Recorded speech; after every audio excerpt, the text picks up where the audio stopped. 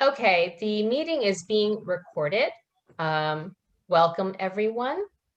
Thank you for joining us on this Sunday. I hope everyone can hear me. I think you're automatically muted upon entry, so if you're not speaking, which I don't expect you to in this main room, please keep yourself on mute so that everyone can hear clearly.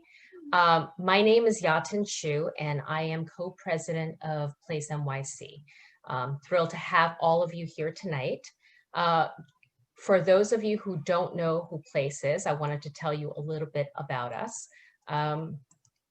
So PLACE is the fastest growing parent advocacy group in New York City. In a short period of time, we've built a 5-borough base of engaged and passionate parents who are deeply invested in the education of their children and every child in our city. PLACE NYC advocates for a high-quality, challenging education for every student in all New York City public schools by increasing the academic rigor of all school curricula. We believe that accelerated curricula at all grade levels improve individual student outcomes, advance integration efforts, and strengthen school quality. So to learn more about what we do and what we've been doing, visit our website. So for those that are coming in, I do want to remind everyone that this event is being recorded and it may be shared publicly. So just want you to be aware of that. Now I'm going to turn to sharing the screen for a really brief presentation. All right, middle school admissions for this year. Many of you should have gotten an email from DOE Enrollment Office, but in case you missed it, I wanted to go over what was shared. All middle school screens will be paused for this year. This includes academic screens, school-based assessments, composite scores, and auditions. Students will be admitted through a lottery-based system. District and geographic priorities for middle school will still apply, and any diversity and admissions priorities will also apply for the middle schools that have them. Applications for middle school will open the week of January 11th. There are some parents with high school students in here. Just, you know, from the RSVP, we know that the majority of parents that are here are interested in middle school admissions, but I just want to quickly go over some of the other news. High school admissions, district priority will be eliminated for high schools. Screened high schools can choose to do one of three things: remove their screens and go lottery. 2, use the educational option admissions method. Or 3, maintain their academic screening. They can use a combination of the students' 2018-2019 state tests and grades. They can use grades from the first part of last year, and they can also use their own assessments if they already have it. The performance arts in the arts high school will move to a common virtual audition system. Applications for high schools will start the week of January 18th. And just a quick note about the specialized high school admissions test, also known as the SHSAT. DOE has announced that they will administer the SHSAT in the student's own middle school. The test registration for 8th graders and 9th graders will open in my school tomorrow, Monday, December 21st. The testing will begin January 27th. Do you know what time that's going to open tomorrow? I don't know the time. Sorry about that. I'm sure parents will start checking at 12:01 a.m. So, why we are here tonight is, one, is to allow parents to hear from other parents, and you'll do that in the breakout rooms. You can listen to other parents' questions and concerns, and we're here to listen to your questions and concerns. PLACE NYC We'll collate all of the information we get from you, the questions and concerns, and we plan to share it with the DOE enrollment office.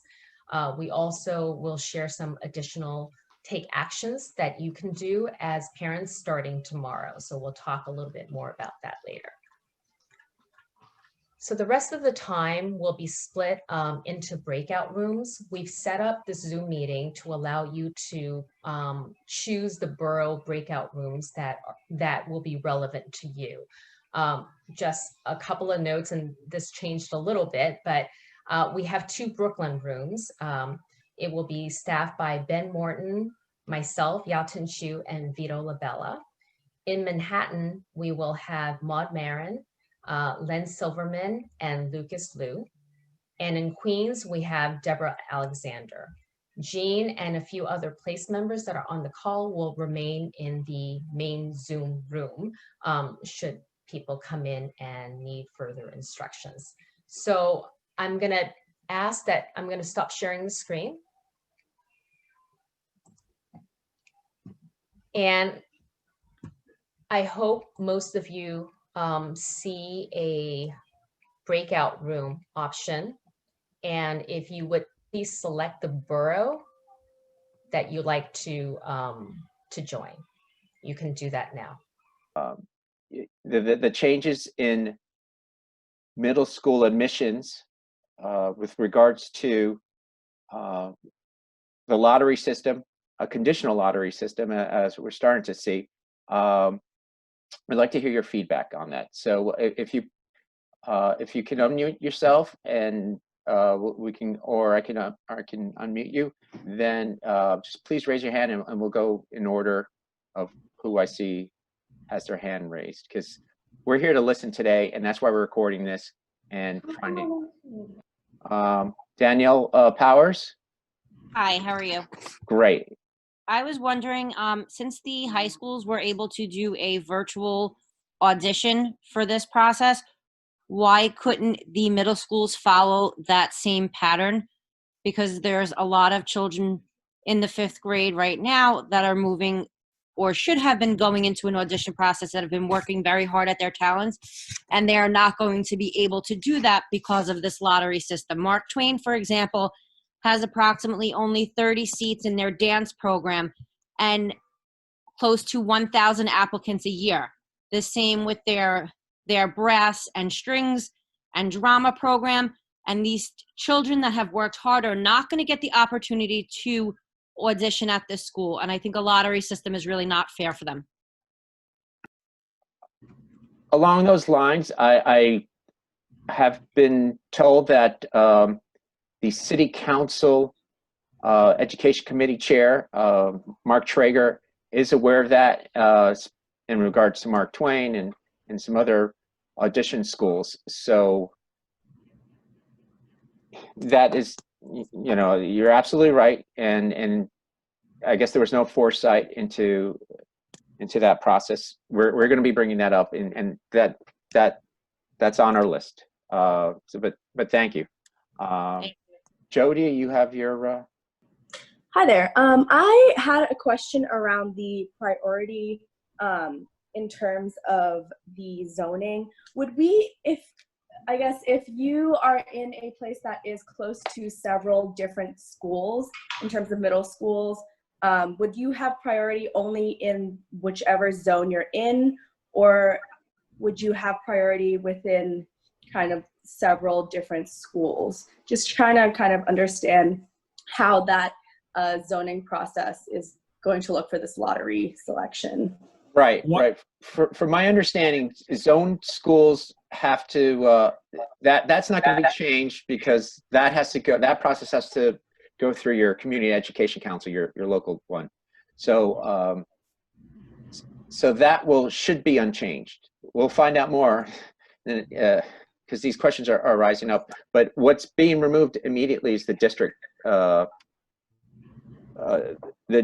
priority. And the geographic priority is going to be removed, which would be the borough priority, I guess, over that's a phase-in process over the next 2 years. Again, this is a great question for the DOE to provide more clarity on it. And we're going to be following up because that's a question we're getting a lot. I hope that somewhat answers your. Okay. Who else has their hand raised? Shira. Shira? Hi, just to piggyback on what Danielle was saying about Mark Twain, it's not only that children have been preparing to audition, but also the school itself cannot perform at the same level. If you have somebody who is a very beginner who happened to win the lottery and get in, and somebody who's been doing whatever they've been doing, you know, be it math, science, or some form of art for years and years, you just cannot have the same level of the talents. So, you know, it's a very unfortunate. Absolutely. You know, I don't know if there's a legal remedy for this, as there is a legal suit or action being taken for the specialized high school because the date hasn't been announced yet, and there was a process. It was in the news the past few days as well. I know it's kids who've been studying and who've worked really hard. Students, they've been punished through this process. And the school itself cannot cater to, you know, varying levels. There's a certain baseline of all the kids who get admitted. Absolutely. We're gonna need everyone's help here with your issues, because we'll be emailing. We need to DOE leaders and elected leaders, and we're going to need parents to get involved. So if you registered with your email address, we'll be getting back to you in the next day. We're going to be sending a press release. It's within the last 48 hours. We only announced this meeting around 48 hours ago, or just less than 48 hours ago. We have 500 people who registered today, and with minimal marketing of this. And there are still a lot of parents who don't know. The principals don't know the entire process. So we're gonna need everyone's help. So I want to go to the next person here. A second. Please raise your hand, and we'll get to you. Okay. Al Marie Walker, if you can, you're unmuted. Hello? Yes, please.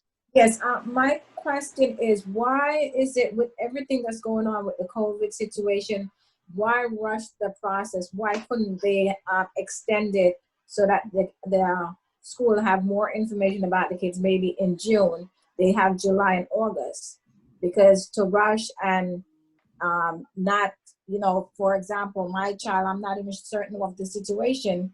You know, she didn't have a grade last year. It was a met or not met. This semester, with everything happening, and she has been in a enrichment class all along. So I think she's gonna be, you know, shortchanged with this new process that we don't know. I just feel like maybe we shouldn't be rushing. That they need to give the schools more time and the kids more time. Maybe at the end of, you know, they'll have more information about the students and know what's happening with everything that's happening. That's absolutely correct. And they are using grades and state test scores for the high school screened admissions. Why they're not using it for middle school screen admissions?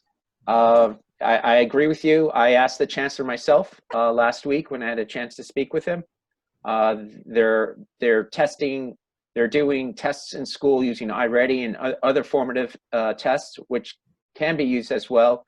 And I'm going to be hearing from the DOE next week about this. Okay, but I completely agree with you. And these are all these questions we will be addressing when we contact directly with DOE officials and elected officials next week. I see Megan has a raised hand. Here, I'll unmute you. Okay. If you can unmute yourself, I'm sorry. Megan. Hi, I have a question. We live in District 21. but we don't live close to Mark Twain. So at this point, when you said district limits are, how does this help, or it has no value at all that we are still in District 21? I'm not sure about if you're zoned for that or not. So if you're zoned, I'm not sure how the process will work for Mark Twain in that regards. But if you're not in that zone, then this is just a pure lottery system then. So yeah, it's unfortunate if that was the school they were thinking Yeah. for your student. Yeah. Yeah. And the same goes to Bay Academy?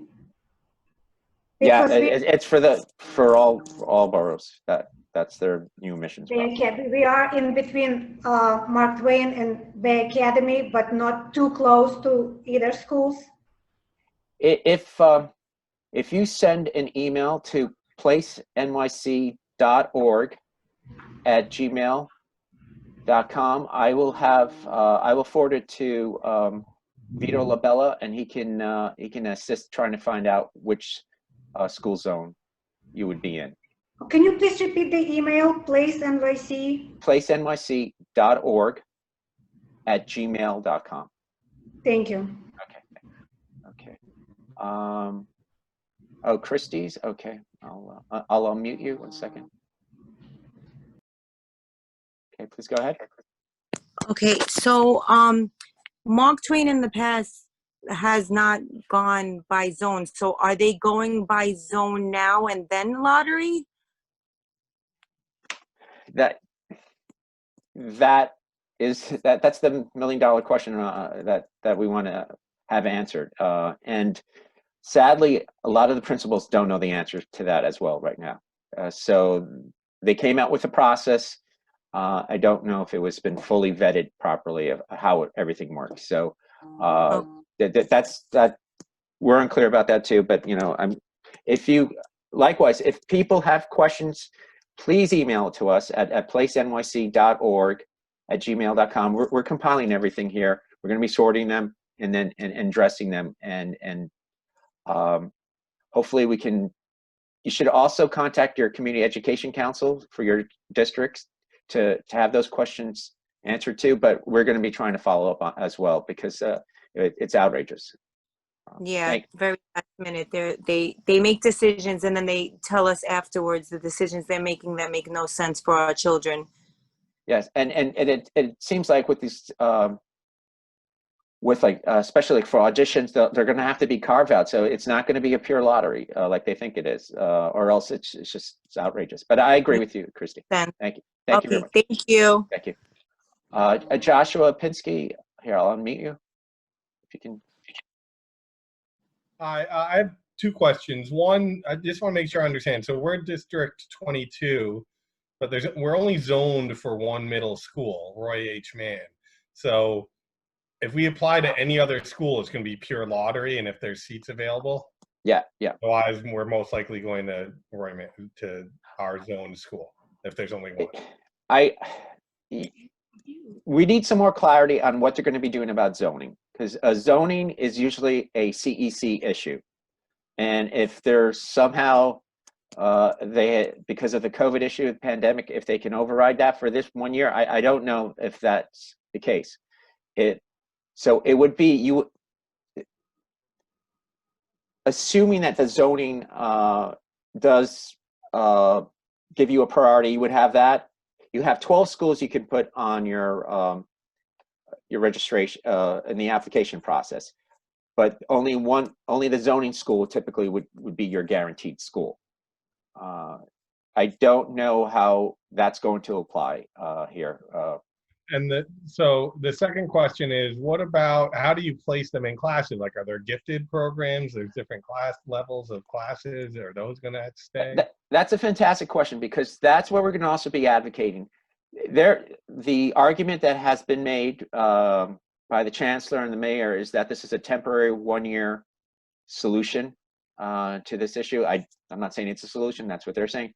Well, when you But- say advocating, who do we need to advocate this to? Is it the mayor and the chancellors? Is it Yeah, the- but I think it might have to be raised with the governor personally. But who decided this? Was it the teachers union? Was it the No, chancellor? no. Well, mayor? they might have had some say. I don't know how that process came about, but it's the chancellor's and the mayor's decision. So that's who we have to advocate to? Yeah, absolutely. And what you're saying in terms of should we want to advocate also for some sorting of kids into, not sorting, but meeting these kids' needs. You know, if they're more advanced, they should not be in a class where they're not meeting. Well, are they even going to be offering advanced classes and non-advanced classes, or is every class going to be the same? Well, in the past, I can only speak to what the chancellor has discussed in the past. He's discussed with a differentiated system. Now, a differentiated system, you know, if students are half a year apart or 1 year apart, the teachers can do breakout rooms. But if we talk about grade levels of 2-3 years apart, and the same with math, then it becomes extremely difficult. Right now, it's split up, right? Are they going to continue to do that, or are they going to merge all the classes so everyone's at the same level in all classes in every grade? That the implication is it's just a pure lottery. So for every class too? Yeah. So some kid will randomly be put in the most advanced class, and another kid would be randomly put in the least advanced class, regardless of either of their education or skill levels. Exactly. You know, if the principals themselves don't have clarity on it, whether they have the autonomy to make those changes themselves. If they do, then fantastic. But the plan is to do it what I just said, and someone might override it individually at a school. Right. It might go down. You know, these discrete decisions might go down to the principal level, and it may be determined by the principal. But so they are going to be officially. They're dissolving the gifted program then. For middle schools, and we know about 25% of the people on today's call were K-3 parents. We don't know yet about the G&T school. That the G&T tests have not been contracted yet by the city, so we're kind of limbo with that still. But you just said they're not going to differentiate between the classes anymore. So that means they're dissolving the gifted program, and everyone's just going to be in a random class. Well, they're dissolving academic screens for middle schools. Now, within the middle school, once you're in the school, though, when you're in the school, we don't know yet what the principals are going to do, because they're waiting for information from the DOE, from what we've heard. I don't know if that's true or not, and we're hoping to find out in the next few days. And that's why we're collecting all this. What you're putting in the chat, we're recording. We're going to be asking this exact same questions. But you're absolutely right. You know, if they allow putting kids in classrooms where the needs can be met better, as you said, then that would solve some issues, some problems, if it's temporary for 1 year. But I agree with you. I wish I knew. Okay, let me ask Sanjay. I'll unmute you. Great. Hi. I think nobody seems to have any idea what's going on in Mayor's head. Just for the record, he had 7 versions of final reopening plans, so nobody knows about it. On the other side, being from District 15, I can tell you this diversity was not working. Last 2-3 years, I've been demanding all kind of data. The 3 data which can basically show that it's working. A, how did it affect the 6th grade enrollment for public school? B, how many people, on an average, all the students got, which choice did they get? On an average. And the third part is, finally, how did it impact in the state test scores? So state test scores didn't happen because this was the first year it could have happened. The other data, nobody releases the data on what choices they got. Is all anecdotal data. As far as the enrollment is concerned, the enrollment went down by 6 to 7% in District 15, as compared to last 6 years when it has been increasing all the years. Now, coming back to the solution, I think we can ask any questions, but if you're demanding anything, I think you should demand a clear-cut plan. I feel that we should demand like SH-SAT test for middle school admission, at least for the citywide GNT schools, and for at least 2-3 schools in each district. That's what I strongly feel it should be done. There are kids who like challenging environment, and they should be taken care of. As the other kids who like open environment, let other schools be more progressive in their own terms. That's what I feel. I agree with you, Sanjay. Sanjay, by the way, are you part of our Face NYC Facebook group? Yes, I am. I know we have some new members. I know we have some people here who are not part of the Face NYC Facebook group. Please join that. Please participate. We have about 1,300 members there, and this perfect storm for school accelerated learning could get a whole lot worse, and we really need your help in advocating. But I agree with you completely, Sanjay, that we need to force them to provide the G&T, the SH-SAT tests. Yeah. Okay. One thing I just like to add, because I know a lot of people who are pro, those are anti-screeners. Personally, I know them. They were feared to a certain extent that their kids would not get into a good middle school. And that's one big reason. So they don't say that. So you have to give them a leeway a little bit. Let them have some schools which are progressive schools and let them do what they want to do with them. But we should strongly demand some of the schools which should have like a middle school entrance test starting like in January or February, whenever they want to take it. We should demand that. Okay. Thank you. Sandra's, I'll unmute you.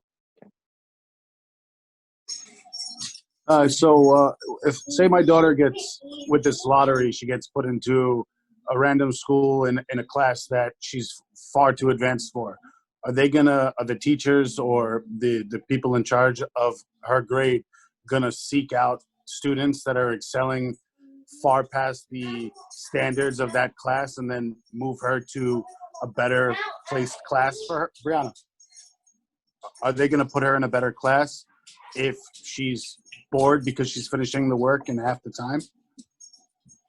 That's the question. We really need to get clarity on whether principals and teachers are going to have some say in how classrooms are structured, and we're going to advocate for this, because I don't know if this decision may be final, and we may not in terms of middle schools for this year. So we really need to either address this with the governor, or address this in terms of with the DOE in allowing schools to meet the needs of children. And you're right. If they're bored, the screens are gonna go black, and they're going to mute themselves and not participate. And the chancellor already calls it the curriculum of the COVID achievement gap. And I understand your point, and I completely agree. And we're going to be bringing this up, but please add this question that you had in our chat, and we're going to be compiling everything here. One other question. Say that they don't figure out, because it looks like they might not figure everything out this next school year. Say 7th grade, the next school year. Are they going to allow changes? Do you know of anyone speaking that, you can change school if your child's having a hard time adapting to the particular learning style of that school? Like Sanjay said, if one is too progressive for the child's needs, like how is that going to work? Because kids learn different ways. You're absolutely right. I do think we are seeing, we lost 40,000 students, or between 30 and 40,000 students in the DOE this year. I imagine there's going to be some movement and some flexibility. It depends. I can't speak to specific districts, but that's a good question, and I haven't had that. It would depend on the next mayor. Yeah. That's why this is. We're now less than a year away. Well, maybe the true election will be in June. So for the primary, and we really need parents to participate.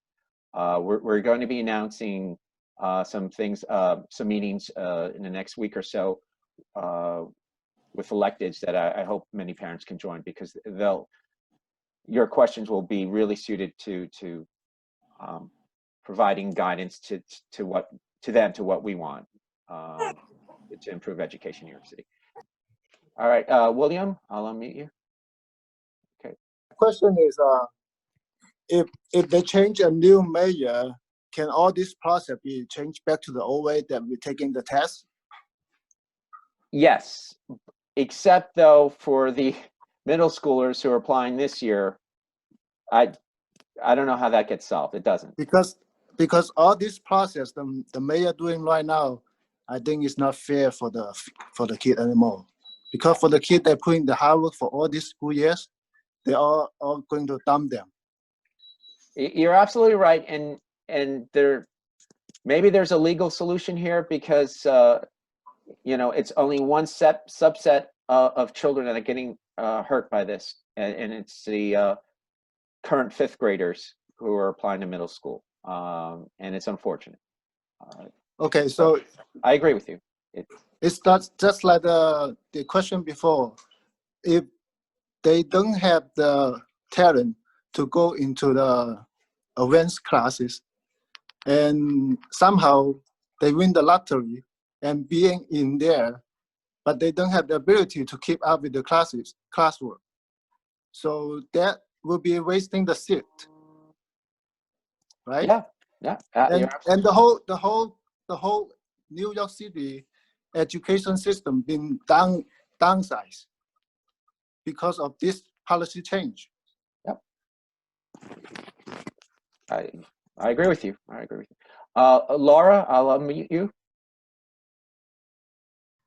Hi. So my question is, it may be a silly one, but just one I'd like to bring up. Is there an option to keep our 5th grader back 1 year? Because if I'm not mistaken, I read something that said that all K through 5 will kind of move forward regardless of the grading system. They will all pass kind of automatically. So do we still have the opportunity to hold our 5th grader back with the possible chance of them actually being able to like do an audition for the talent that they've worked all these years for? Like, I don't mind holding back a year, but to know that moving forward, you know, he in fact will progress with the talent that he's been working so hard for.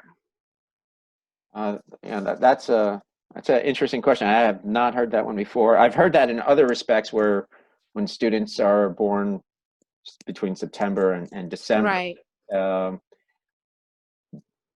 I'm going to bring this up. I've never heard that one too. I don't have the answer for that, but okay. No, I know. I just wanted you to kind of, I sent you an email as well, just so you have a record of it. Just something great to think about, you know, at this point. I feel like they've lost so much. What's another year going to do? Yeah, sadly, yeah. I agree. Thank you. Thank you. All right, Joshua, do you want to speak now? Okay. Yeah, sorry, 2 questions. One, for the high schools, are there no longer going to be specialized high schools? So if someone wants to go to performing arts or criminal law, that like it's still all lottery and all the schools aren't going to be teaching anything different? They announced that there will be, at the end of January, a test given in the middle schools. I don't know about privates and religious schools and all that, but in the public middle schools, they're going to be giving out the tests in the school that your child is attending, if your child's an 8th grader. So I know that's been on delay, or auditioning. I'm not sure how the auditioning process is going to work. But are they still going to have specialized high schools? For this year, they will. They're unfortunately, we're going to be fighting again in Albany to try to keep the specialized high schools, the 9 of them, the 8 testing in LaGuardia. But there is another bill in Albany to remove them, so we don't know yet. Statewide or citywide they're trying to remove? The state has control of, the bill is a Heck Calandra. That bill provides the state with the decision, or the state assembly and state senators decide whether they can, whether the specialized high schools are still testing schools or not. And right now there's only one test, and for LaGuardia, there's obviously it's an audition. So for now, and the mayor and the chancellor are going ahead with that because it's mandated by the state, not by the city. But it's not something that, you know, can it change for next year? The mayor and the chancellor have been trying to fight for the past 2 years to try to remove the test, try to end specialized high schools. So, but for now, you still have the specialized high schools and you still have the screened high schools. Though individuals, the chancellor on Friday had asked individual screened high schools in throughout the city to revise their screens, and so we don't know if they're going to be the same, if it's the same admissions process as in previous. Have any other like large cities, large public school systems tried this before in the country? There are a few cities where they've removed the specialized type tests, and in San Francisco, in Boston, I believe in San Diego, and in Virginia. I think 2 of them have done it for 1 year, San Francisco and Boston. Boston is not entirely test, it's also 1 or 2 other metrics, but Virginia is just ending it, changing the process entirely. So they're unfortunately they're using the pandemic as to make policy. And as a previous parent asked, this process, we could have waited on this process. We could have kept the same methods. It's unfortunate, but all right. We're going to be in this room for another 8 minutes, and then we're going to go back to the main room and hear from some other speakers. But who else has their hands up? May I ask a question? Sure. I couldn't figure out how to raise a hand. I'm so sorry. No worries. No worries. Thank you. Thank you. So probably 2 questions. I understand Mark Twain is a screen school for talents. What about the other citywide gifted schools for middle school, such as Brooklyn School of Inquiry? How the admission process will change for citywide middle school GNT, in addition to screened programs? That's not my first question. My second question is, even though we have zoned middle school, right? We are from District 21, and it's very popular school. God forbid if there is a chance that, there are more applicants. Usually what happens with DOE city schools, more applicants than places available, right? If we don't get placement for our zone school, so that means we will go down the list for our ranking, right? The way how we ranked our schools, but we are losing priority in those not zone schools. So my concern is we might be left with no placement down the road. Oh, they'll place you. You just, I fear that your child's going to be traveling a lot farther than you wanted, and maybe they're not on an easy transportation grid. Yes, and that's our concern, because our zone school is very popular school. So how they're going to address that? And they're still young to travel, across the city. So there are a lot of negative consequences with this plan. I don't know if it solves what they want them to solve. So I understand. And the question that you raised in terms of K-5, other specialized schools, there is a big issue if you're a K through 8 school. Now the K through 5, hopefully there's a G&T test for the K through 3, or if that's the school. So there's a process to get in there. But then the process is lost in the middle school. So we don't know how that's going to work yet. Exactly. Yeah, there are other citywide GNC for middle school as well. So how they're going to address, the placement, what criteria they will use for admission. This is a big problem. We had one of our PLACE NYC members question the principal, and they don't know yet themselves. And I'm sorry to sound like a broken record, but that's why we need all this. We're learning from all this in just the past 3 days of what are all the complications here. And I even question whether they, the mayor and chancellor realize these complications. So we really need people to advocate. I think we can fit maybe 2 or 3 more questions in, or comments from parents, but thank you very much, Anthony.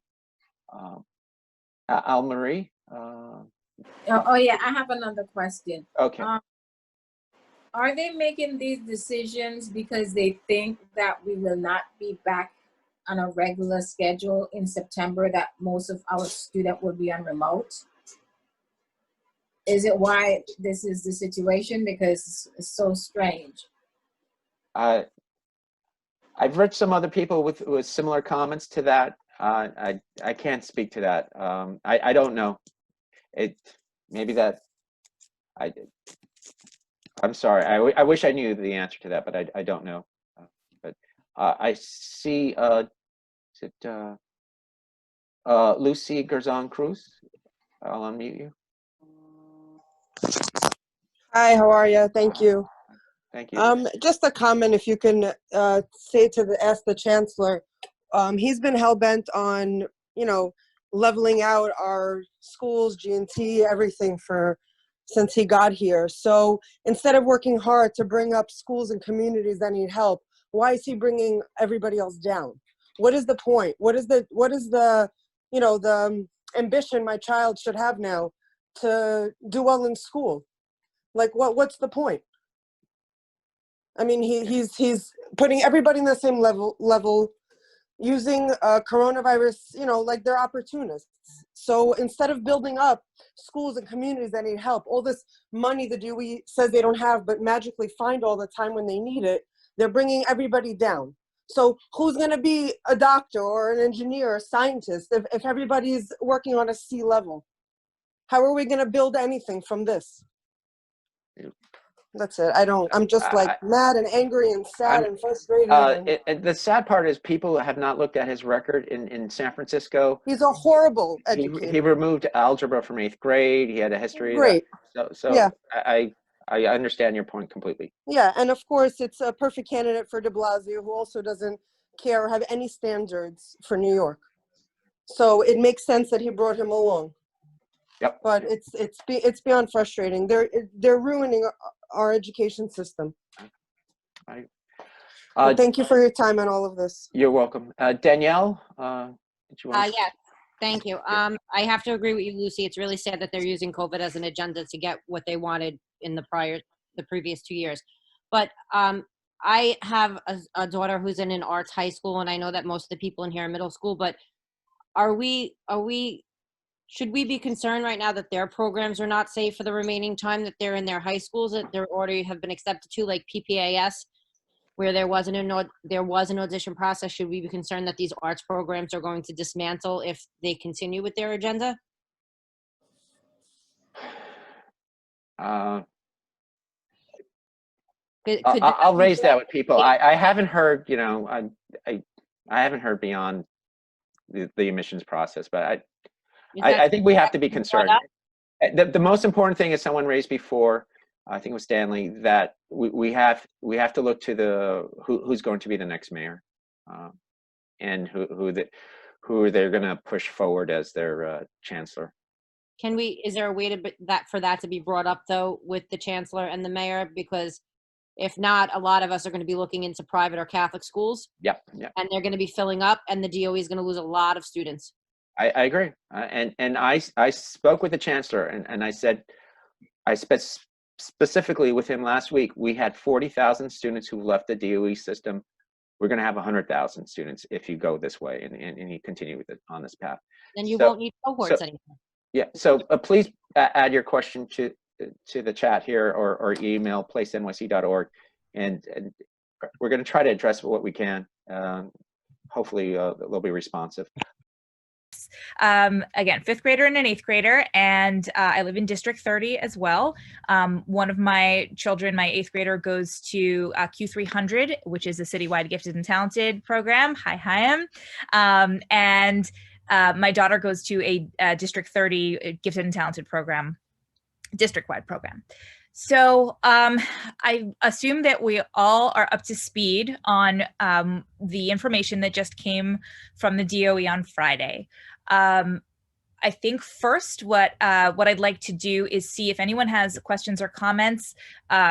We are going to be taking all of this feedback to help inform PLACE's strategy, but also take that feedback to the DOE to hopefully advocate for the reversal of the middle school policy, for the to ensure the Shazat is given, for all of the reasons why you're probably here. But I want to stop talking and I want to hear from you guys. If you could just raise your hand, you know, through the participant tab, or there's actually only, okay, it'll just be easier if we go through that. So I see Lamore's hand first. I'm going to unmute you, and then we can just have a chat about questions you have or comments you have, and we can go from there. So Limor, you are unmuted. I think you are able to unmute. Yes. I'm unmuted. Hi, good evening. Hi, how are you?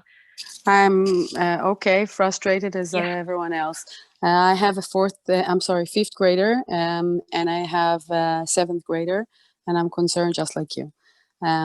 But my fifth grader has IEPs and a neurological issue, which I'm sure a lot of parents that have kids with IEPs and some sort of one disability or another are very concerned, because they didn't mention any of that.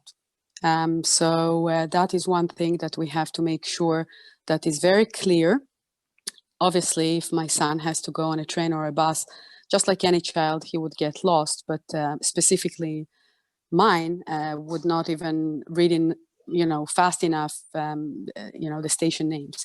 And I'm sure there are other parents with, that or that issue. So IEPs, we have to make sure that there is a clear rule and nothing is going to be dragged or delayed, because if parents need to one day find out, they will go to court if they have the money, or leave the city, just dump everything behind, which is another thing that this administration can do. So this is one thing. The other thing that I want to suggest or ask, and since it's a very small forum here, I'm going to feel free, because I know all of you, one way or another. I think that the way that things are happening, and they're very much influenced by powerful groups, activist groups that are very aggressive. I don't think that we are aggressive enough. I think that we have to, in one way, be aggressive as well, and not only political. I think that our kids don't have a union, and if they strike, they're not going to be penalized, because there is no, attendance penalty and nothing like that. I think maybe we can start talking about that and give a date that is like an ultimatum for them to address our issues. Thank you. Thanks, Lamore. I think you make a lot of valid points. I will say on the IEP front, something that I'm starting to see from both middle and high school is carve-outs for children with IEPs. A lot is going to do. The DOE has thrust a lot into the laps of the individual school.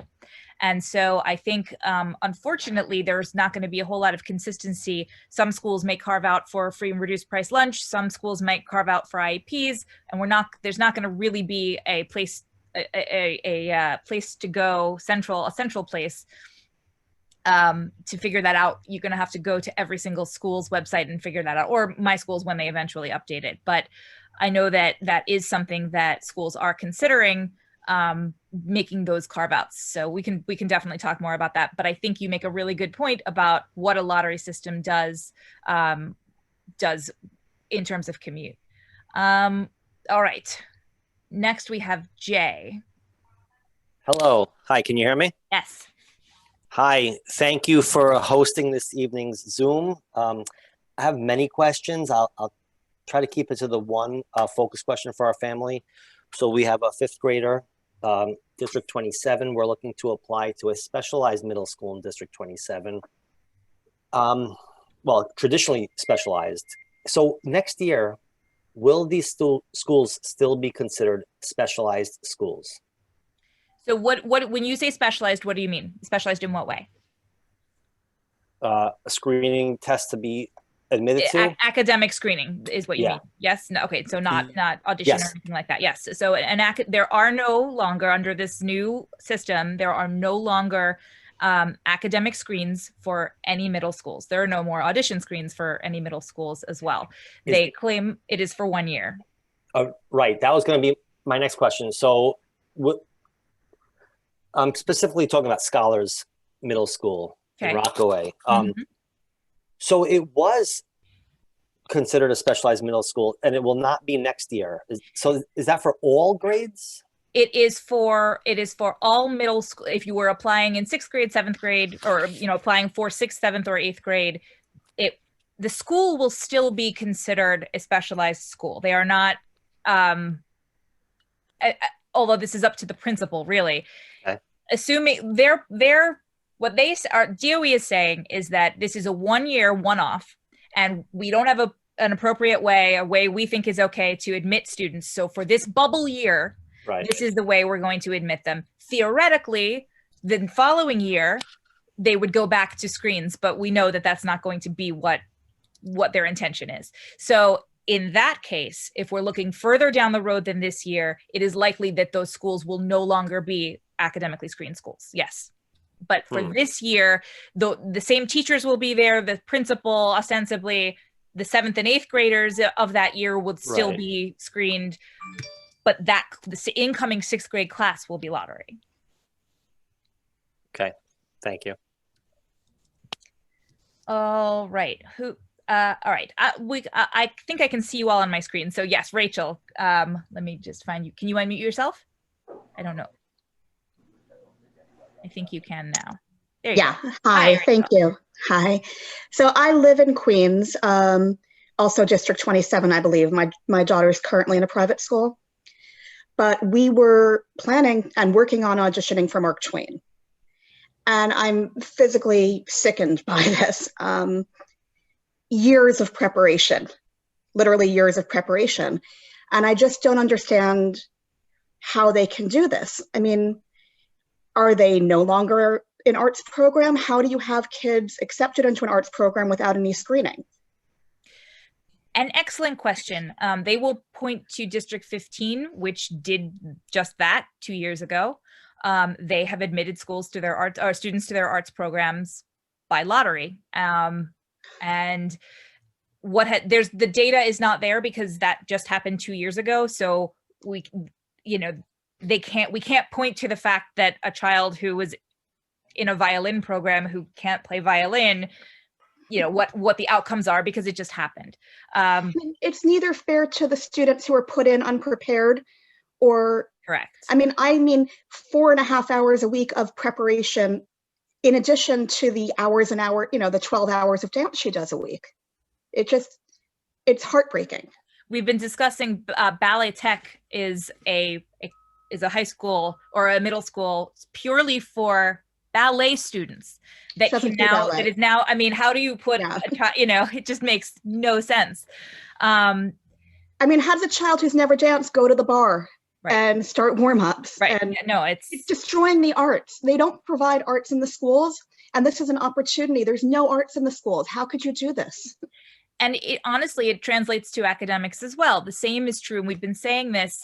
If you have a child who's a year or 2 or 3 years ahead in a subject, how do you put a child who is in need of remedial help into a school that is preparing kids, years ahead? So it hurts the top and the bottom. Yes, absolutely. So yes, hearing all of that feedback, I don't know whether, if there were ever anything they would bend on, it might be the art schools. I don't know how electeds are going to maybe influence them to do something, but we've been preparing for virtual auditions like they're going to have at the high schools. I don't understand why they can't do the same thing. Yeah. Their answer is I think they would have had a politically tough time to say they're going to have screens in one area and not in another because of their claim of equity. So I think that would be my guess as to why they didn't carve out arts. But it is a giant problem. How do you continue these programs for the high school when you can't feed into them? Their intention is that these programs won't continue, that they are going to have to be programs for all, because kids who don't have the ability to practice and get lessons and all of the same things they claim about academics and testing.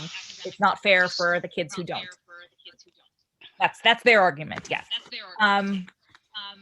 All right. I want to go. We can continue this conversation. I just want to make sure everyone has a chance to speak. So Irene, I see your hand up next. Hi, thank you so much. My name is Irene Doherty. I'm actually the TA president of the Scholars Academy in Rockaway. And when you had said about, I know they're saying that it's for 1 year and we've learned to not really take anything they say at face value. So they can actually, right now our hands are tied. We can't, we have to, there's no test scores, so we have to go for the 1 year. Do you think that the DOE will make it that we can't screen anymore, or will it be because the school will become less desirable and we won't have maybe as many applicants? So a couple of things. First of all, someone had asked about what lottery means, and we'll talk about that in a second. But I don't think our hands are totally tied. Legally, I believe they are tied. This is an area that the DOE has complete control over. Whether a school is screened or not it's not state run, it is DOE run. They can make this change whenever they want.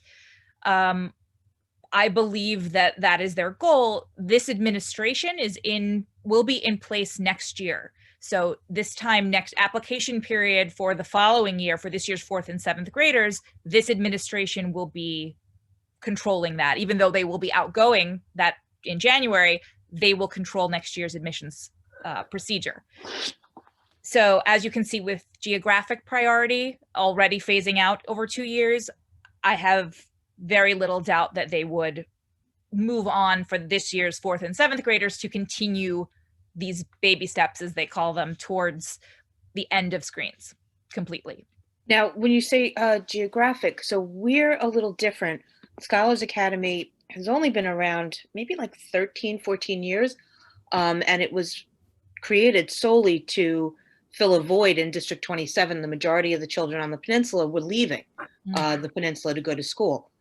So we have, there was a charter when the school first started that 50% of our students come from the peninsula, and it's that 50% is split in half from the east side and the west side, 40% from District 27 off the peninsula, so Howard Beach, Richmond Hill, and 10% anywhere else.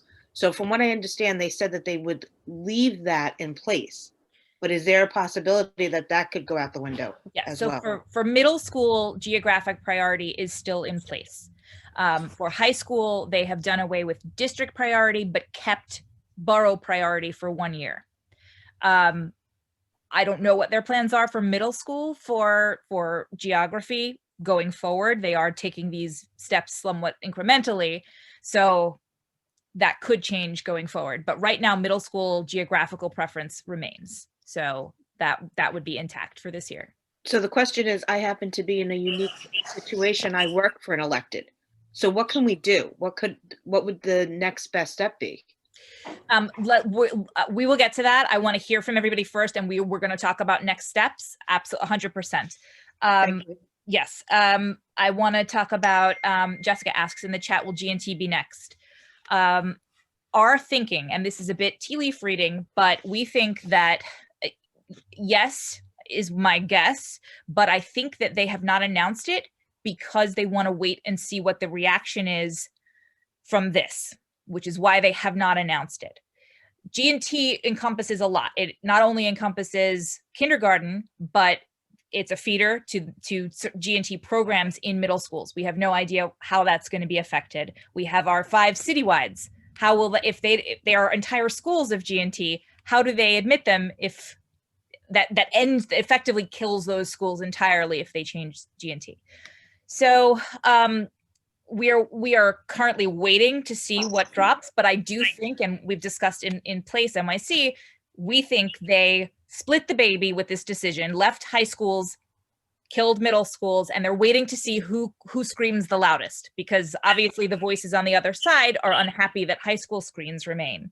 We are unhappy that middle school screens went away. What we do in the next couple of weeks, I think, might help inform them who they don't want to mess with more, but that is speculation. We know for sure that there is no G&T contract to give the test, to administer the test. We know that the chancellor has come out and talked about alternative forms of gifted and talented education in the form of enrichment, Zoom enrichments and things like that. So it's not looking promising for those reasons. Again, I think they are so unprepared, they just don't know what they're going to do with a Q300 and Anderson and Nest, those schools. You know, what we are waiting to see. As far as the lottery, oh, sorry, Vito, it's on my lap. I'm just holding my room. I will make it less shaky. Lottery. So that is an excellent question. What is lottery? As I said, a lot of schools are doing, they have to do lottery, but they are making their own carve-outs for free and reduced price lunch, for IEP, for whatever the school wants to. Q300 recently changed to have give priority to kids from the NYCHA housing. So each school is going to have its individual application set aside. Beyond that, we don't really know what lottery means. We know it's going to be conducted at Central, not at the school. So whereas like charter schools will conduct their lotteries at their school and everyone gets a number and they pick a number out, this is all going to be done at Central. The DOE has touted the fact that this is all going to be transparent, but we don't know who's conducting the lottery. Is anyone going to be watching? Do kids who are eligible for free and reduced price lunch, do they go in twice into the lottery? We don't know. These are questions that we are going to be bringing along with all this feedback to the DOE for transparency on this process, because it is very opaque right now. All right. Next is Chaim. Hi, thank you for organizing this. My name is Chaim Cohen. I have, my daughter is in PS 101 in 5th grade. My son is in Q300 in 8th grade. So I have a question, one very specific. Does anybody know what happened with Mel's in Queens? Because I was hoping that my daughter can go to Mel's. My other question is about long-term planning. What is Mel's? Mel's Metropolitan something. It's a middle school and high school in Queens. In what district, do you know? It's 28, and it's on Metropolitan Avenue, and it's Queens Explorers. It's a yes. Thank you so much. If anybody knows about that, yeah, I believe it's similar to Beach Channel. I'm sorry, Channel View here in Rockaway. They're both the same type of school. They are middle schools that feed into a high school, and they are sort of screened in a similar way to Scholars with an application process. And they do give district priority in that metropolitan school for 28. So is there any district priority anymore for middle schools? Yes. So, okay, so if you're in District 28, then I believe, Chaim, that you can apply. Okay. I'm not sure what their screen will be. That's going to be up to the school. I think they had a lottery too, no? It will be a lottery. It will be a lottery within that priority then, unless they have also an additional carve out. Watching the same thing as I am. Maybe a different lottery. All right. I believe also when we looked at it, you had to attend in person one of their orientations to be considered. But with COVID, I believe that would not be possible. That was one of their conditions when we looked at it. And that I believe has also gone away, though that was an admissions priority that they did away with because they felt it was unfair to folks who couldn't get, what did they call that? There was a name for it that just recently they did away with. I I think you're not supposed to use that anymore anyway, and certainly now, obviously in COVID, where you had to sign in to an open house. Oh yeah, yes, got it. Makes sense. Okay, and long term, that's what we're here to talk about tonight for sure. Right. After we hear from everybody, we're going to talk about next steps and short and long term plans. I'm just going to pose my question. Yes. Sorry for the long Go term. ahead. So we have 12 months until November when we're going to get a new mayor and a new chancellor. What we can do until then to prepare to work with these new people to undo it? Because this is just my opinion, just observing these people closely, their rhetoric, their ideology. I think it's rooted so deep that we may not be able to convince anyone there. That's my opinion. And I would go with like how we can work with the new people who are going to come in to undo this mess, because it is sad the people that I talk with, they're on their way out. Yes. They're moving. And my theory, I think somebody asked a question, what's going to happen to this school? So if we take U300, just imagine if you make it a lottery coming next year, it looks very nice. Everybody in, everybody's gifted and talented. Teachers are going to leave because teachers are going to slow down. And Q300 on your teacher resume does no longer look good enough. A year later, grades go down.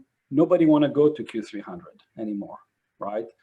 That's, I think, what will happen, right? Basically, it's going to be like all the schools are going to be very much the same. Yes. No one is special, or everyone is special. Pick your choice. I 100% agree. I think to speak to your political point, the first thing we have to do is make sure that the current ideology is not reelected. It will not be these people, but there are plenty of people who will echo and mimic what this administration feels is appropriate or worse. So we at PLACE are holding a mayoral forum at the end of January. That's one thing. We have a questionnaire that goes out that tries to hold them accountable to what they believe about gifted and talented, about the Shahzad, all of those things. We held one with Donovan Richards.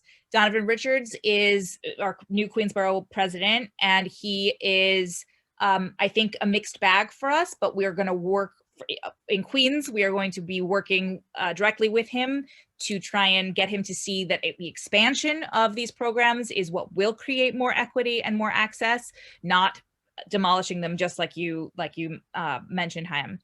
That's one thing. We got Eric Adams, who is running, also mentioned creating more specialized high schools and expanding gifted and talented programs. So we are on the hunt for those candidates. We need help with our politicians. So we need help in place for all of this activism. More actions will be forthcoming, and this is a great place for you to be to start, because we are all very, very committed. The group, I don't know how many folks are familiar with PLACE, but a lot of the folks who run PLACE aren't like me with kids where it's just happening to right now. There are kids who are grown, there are kids who are little, but everyone is they really believe in this and are in it for the long haul. So the PLACE is a really good place to be for this activism. So thank you. Yeah, thank you. And thank you for everything you're doing for the Shahzad as well. No problem. Next week. Yes. So again, we'll talk more about immediate actions right after this, but let's get to Susan. I think you can unmute yourself now. Hi. Hi. My son goes to Staten Island, so I'm just concerned about the zone school we live is a little bit farther than what the school that we want to go to. So how does it determine by, you said, geography? So your son goes out of your zone or in your zone? He's in 5th grade, but the middle school is farther than our house. The one that's not zone is closer to our house. I see. Yeah. So with middle school, the first priority in that school is zoned. So you would not have first priority to the closer school, even though it is geographically closer. That priority will remain, and your first priority will be to the zoned school. It doesn't mean that you can't apply to the closer school. It'll depend on whether there are enough seats and how many kids end up going. You still can apply there. Question. My older son goes to the non-zone school and he goes to the scholar program, but since there's no like screening, so if I apply and does my old son goes there, does that give me extra advantage or no? Not for middle school. For elementary school, yes, but not for middle school. There's no sibling priority for middle school. Can I still appeal the decision if I don't agree with them or what? No, they actually did away with the appeals process last year. You can go on the wait list. So if there are more, if you don't get a seat, you are automatically put on that school's wait list. And then people sometimes don't take the seats or they move, and you can get called up for any school lower than what you received on your application. But they did away with the appeals process, though, yielded very little change. Something like 2% of people won their appeals and got into schools that way. It sounded good, but most people didn't move from the appeals process. Wait lists might be similar, but it sounds like a loss, but appeals was not the greatest either. But there is no appeals process anymore. So, I mean, I know the school has scholar program and like non-district scholar program and regular scholar program. Will they still have that, or it's going to be changed? They should still have it. It's going to be up to the school, because it's a great point. If now you have children of mixed ability in a program that was meant for kids who are academically advanced, how do you teach to all those kids? This is the problem that we're facing.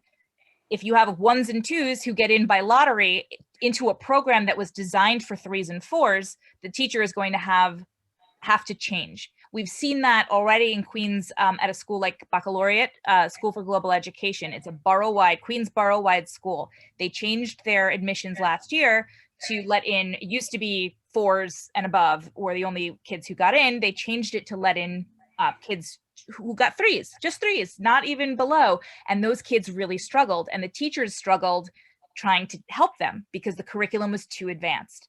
So you're right, that the school may decide we need to change our curriculum because we have different students coming in now. It's possible. Because my youngest son right now, he's in a G&T program. So that's why I want to get him to the scholar program, which my older son got in that way too. But keep in mind, going into that 6th grade scholar program with a lottery means your G&T son could be sitting next to someone who is struggling academically. And the school will have to account for that. They have to teach every child. And now you're in a class of 30 where you have a grade span of 6th through 8th ability. It's going to be more difficult for that teacher to accommodate everybody's needs, which is why. So will they keep honors? That again will be up to the school. One of the things that we are advocating for, if they do indeed keep the lottery system, is for having an honors track in every school. So if you're going to place kids by lottery, at least provide the appropriate education for the kids who need it within that lottery system. It's something we're going to be pushing really hard. Like you said before, if you have a kid who's like at level 4 and you have kids who are level 2, they're not going to be able to cope with that. Yeah. And that's why my school goes right now. My older son has a scholar program. They have regular academy program versus scholar. So that's mean you got to change all the grade. They have from 6th to 8th grade. Right. That is an interesting question. There are schools that are not fully screened schools that have a track, and those tracks are screened. So the school itself isn't screened, but the baccalaureate program or the scholar program, those programs are tracked. And this year they will not be. What long term, we don't know whether they will do away with them or just consider this a bubble year. That's further down the road. But for this year, they're going, if the lottery remains, they're going to have kids of mixed ability in that program, and they're going to have to adjust. Okay, one more question. So if I could apply the school that I want to go to, which is not zone, put as my first priority, and my zone school could be a second. I know the zone school that where we are, they still have like an honor program. Does that remain the same, or when my son, if he doesn't get his first choice and he's stuck with second choice, does he go to a regular program, or is like a? Is the honors program something that he has to apply separately for? All I know is everything is based on grade from previously, but I don't know how it's gonna work now. So yeah, so that is another question. If it's will, the question is, when do they place them? Do they place them after they start in September based on like an evaluation in September, or before they go in? Both school, the one that it's before school starts. That there will be no screening before school starts. Some schools have an honors program where they separate kids after they've started for the grade. So they go into 6th grade, they take some tests when they're in the class, and then they get separated into like an honors track. That's something different. But if you have to apply to get into that track, they will not do it based on the previous year's grades or scores. So that's mean when everyone goes in, then the teacher has to figure out each kid what level they are at then? Yes, if that's, some schools do that. I don't know if that school you're talking about does it that way, but some schools do track kids that way. But right now, the only thing that has changed, and again, you have to check with the individual school because they have the right to change those programs within the school. They just can't, will have nothing to do with whether or not they can look at last year's grades. They're not allowed. Okay, so I have to check with both schools to see if when they go in, do they go in and the teacher determine like who goes through or what? Yes, you check with that school. It's similar to when they do assessments at the beginning of the year and they put them in reading groups or math groups, based on ability. Some schools will do that and actually put them in full classes that way, like as an honors track, an honors program, or some schools call it top class. But they can't do it ahead of time if you have to apply. Okay, but because on the email from the chancellor said that he stated some kids wants to go to school that's closer to home. He stated that. Right. So the school that's not zoned, that's closer to my house. You can still apply to it. But all of the kids who are zoned for that school will have priority first. So it just depends on, usually they, in the My Schools directory, you can see how many kids they took out of zone, or if they took kids out of zone, and if it says yes, it'll say you took kids out of zone. That's a good indication that you have a good shot of getting in there. If it says that there are 34 applicants per seat and they don't take kids out of zone, you're going to be on a wait list for that school. Oh, where do I go to find that out? That's in My Schools. It's the My Schools account. Okay. Yeah, and you just look up the school, like go down and search the middle school directory, and then you can type in your address or type in the school's name, and it'll have the information there. Because schools just got this whole new system, it might not be up to date yet. In fact, I know for a fact that they're not all up to date. Principals are going to be figuring out if they're going to have a set aside amount, or, for these specialized programs, what they're going to do. So I do encourage you to check back with My Schools after this week, after next week, because there's break. That's why the application period isn't going to start until mid-January, because schools have to figure out what they're doing now.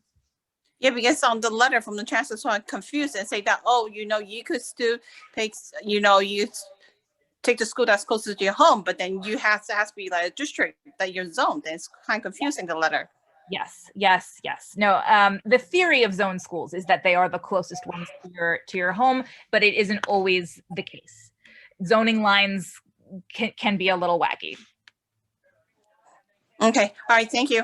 Sure. I saw other hands before, but I don't see them now. Does anyone else, if anyone else wants to just jump in with questions or comments? Yeah, can you hear me? Yes. Yeah, I thought, we were going to be talking more about strategy on how to fight this. We are. We're going to get to that next. As opposed to an information session here, I don't. Okay.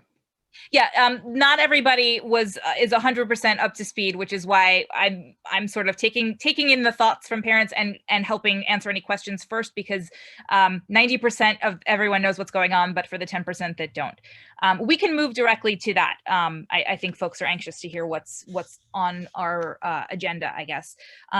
So as I mentioned before, I think this week is critical. This 3 days before everything shuts down is critical. Our strategy is going to be one of contacting our elected officials. We're going to be providing everyone with a script and ways to figure out who your council member is and all of that. we have a phone script and we have an email. We're also starting a change.org petition. We're going to start there. We're going to be taking the results of this meeting, and PLACE has met before with the DOE, with the Office of Enrollment. So we have somewhat of a relationship with them. We're going to take all of this feedback and give it to them. We have partners in the media that we're going to be pushing back with as well. But we're going to start with, tonight you will get the action steps emailed to you. We think that tomorrow morning, filling everyone's inbox, getting their phones rung off the hook is very important, particularly for the G&T issue, because I do believe that they are waiting to see which faction is going to be the loudest with this. We can see with the high school decision that the mayor doesn't necessarily have the appetite or the backbone to go all the way, which means they are to a degree afraid of this kind of pushback, and we need to capitalize on that. We're brainstorming in all of these groups as far as, is there an appetite? Should we do something, stage something in public? That's what this brainstorming session is for, and why we're doing it sort of borough specific. And then we're gonna all join back up and see what the results are and what the best foot forward is for this. As I mentioned, I don't know if you were on earlier, we're taking this politically. We are having a candidate forum for mayoral hopefuls. We are looking to back CEC, slates of CEC candidates, because CECs are going to be very important next year. We have an election coming up. That's the Community Education Council for each district. So we have a lot of sort of broad strategies. They're broad at this point. We want to narrow them down and see what everyone feels is the most targeted and will be the most effective. We'd like to do a social media push as well, but that's what this is all for. But for tomorrow morning, we will be emailing out a list of action steps that everyone can do between tonight and tomorrow morning in terms of blanketing the appropriate people, particularly your electeds, because if we know anything, politicians want to hear from their constituents, their voters, their donors. That's where it, hit them where it hurts. And you say, how are you standing up for me? We came out in June at those info sessions, and the DOE solicited our information. Overwhelmingly, parents said, keep screens. How are you as an elected official holding them accountable to listening to us or not listening to us? We want to talk about why it's okay for high school, but not for middle school to use grades and test scores. Their excuse is kind of lame. All of that stuff. Any other thoughts on this, on everything I just sort of vomited up at you, or ideas, or we're going to meet back in the main room also in a few minutes to see what the other breakout rooms had to say, but that's sort of the broad strokes of where we're at in our advocacy. I just think we should press for a date for both the SHSAT and the G&T testing. Registration for the SHSAT starts tomorrow, but there's no date, there's no time. Now, with the schools closed, will they open up the schools for testing, or they're going to get a test somewhere else? I've been pressing that with my District 24 superintendent, and she doesn't know. I suggest the Javits Center. You have the whole space. You can do all the testing within 2 days, 3 days, but I didn't hear back. So yes, please we met push for that. Yeah. Hi, Phil. How are you? Hi. Yes. So, okay. So I didn't know if we had high school folks here. We were mostly talking about middle school, but yes. So I have an 8th grader. I will be checking, if I'm up at midnight, I will be looking on that website to see what registration actually looks like. As soon as that opens tomorrow, we will know. Since they say we can register tomorrow, theoretically, there is a date. There will be a date, unless they give some sort of vague, you have now inquired about registration, we'll send you a date, which they very well could. But we will know more about that tomorrow and can move from there on a date. All right. I think that I would want to see a more immediate action for the 5th graders this year. I know it's only 80,000 or so in the city, but the point that we are not, like parents in this city are not unified under union, and they know that. And we are being targeted by extremists. That's how I feel. And it's really, it feels like it is, you know, it's a catastrophe, because a lot of people will just be pushed to do something. So before we jump and do something, we really want to fight. So I know it's a start by officials, but I also think that putting a deadline to when are we going to hear back from them, because they never get back to us on time, and then they just decide something. So I think that we should call for immediate action, maybe with elected officials, but then also put a date when, specifically me, I'm willing to tell my child to stop studying on that date, and put you know, a screensaver that says, I'm striking because you're taking my rights to be near home, or something like that, of that sort. And if we can promote, I don't know, maybe that's extreme, but we'll have to think about something that, you know, we'll speak to those 80,000 parents and just put it out there that if they want to be part of it, and if they care that their kids are not going to travel to some distant school, they can join that day strike or week strike or whatever. And I think, first of all, 80,000 is a lot. It's you know, it's a lot of families, and so don't, like, that's a lot. And I think it's outrageous what they have done to nearly 100,000 families. I think where we can also gain strength is that this year's fourth graders are watching this very keenly. They know that it's going to be, these fourth graders don't even have what the fifth graders have, which is 7 months of non-COVID data. That's what's so outrageous. They, just like they did for high school, they can, their excuse is lame about what, why they won't use third grade test scores and or fourth grade grades. So we have to say that if they talk about equity, how is there equity between high school students? You know, my son can use his grades. My daughter cannot. That's not equity. That is not, how are you treating kids who are 3 years apart as if they are different species? So we have to, I think that is an avenue to say, you are not being equitable. You are creating a two-tiered system. Siblings are having a totally different experience.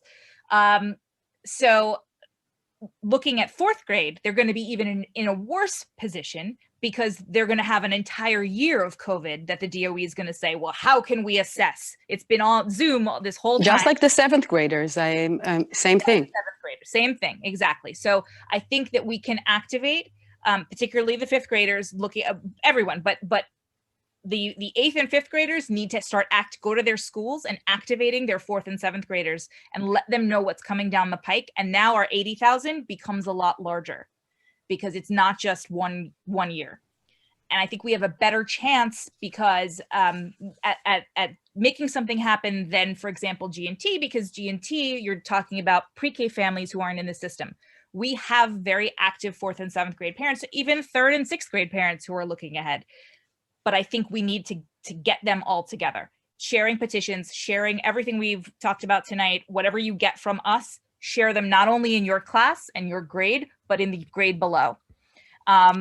We had a petition, a change.org petition that has got 10,000 signatures in like 2 weeks. Yeah. Those numbers matter, and electeds look at them, and electeds have a direct line to the DOE, to the mayor.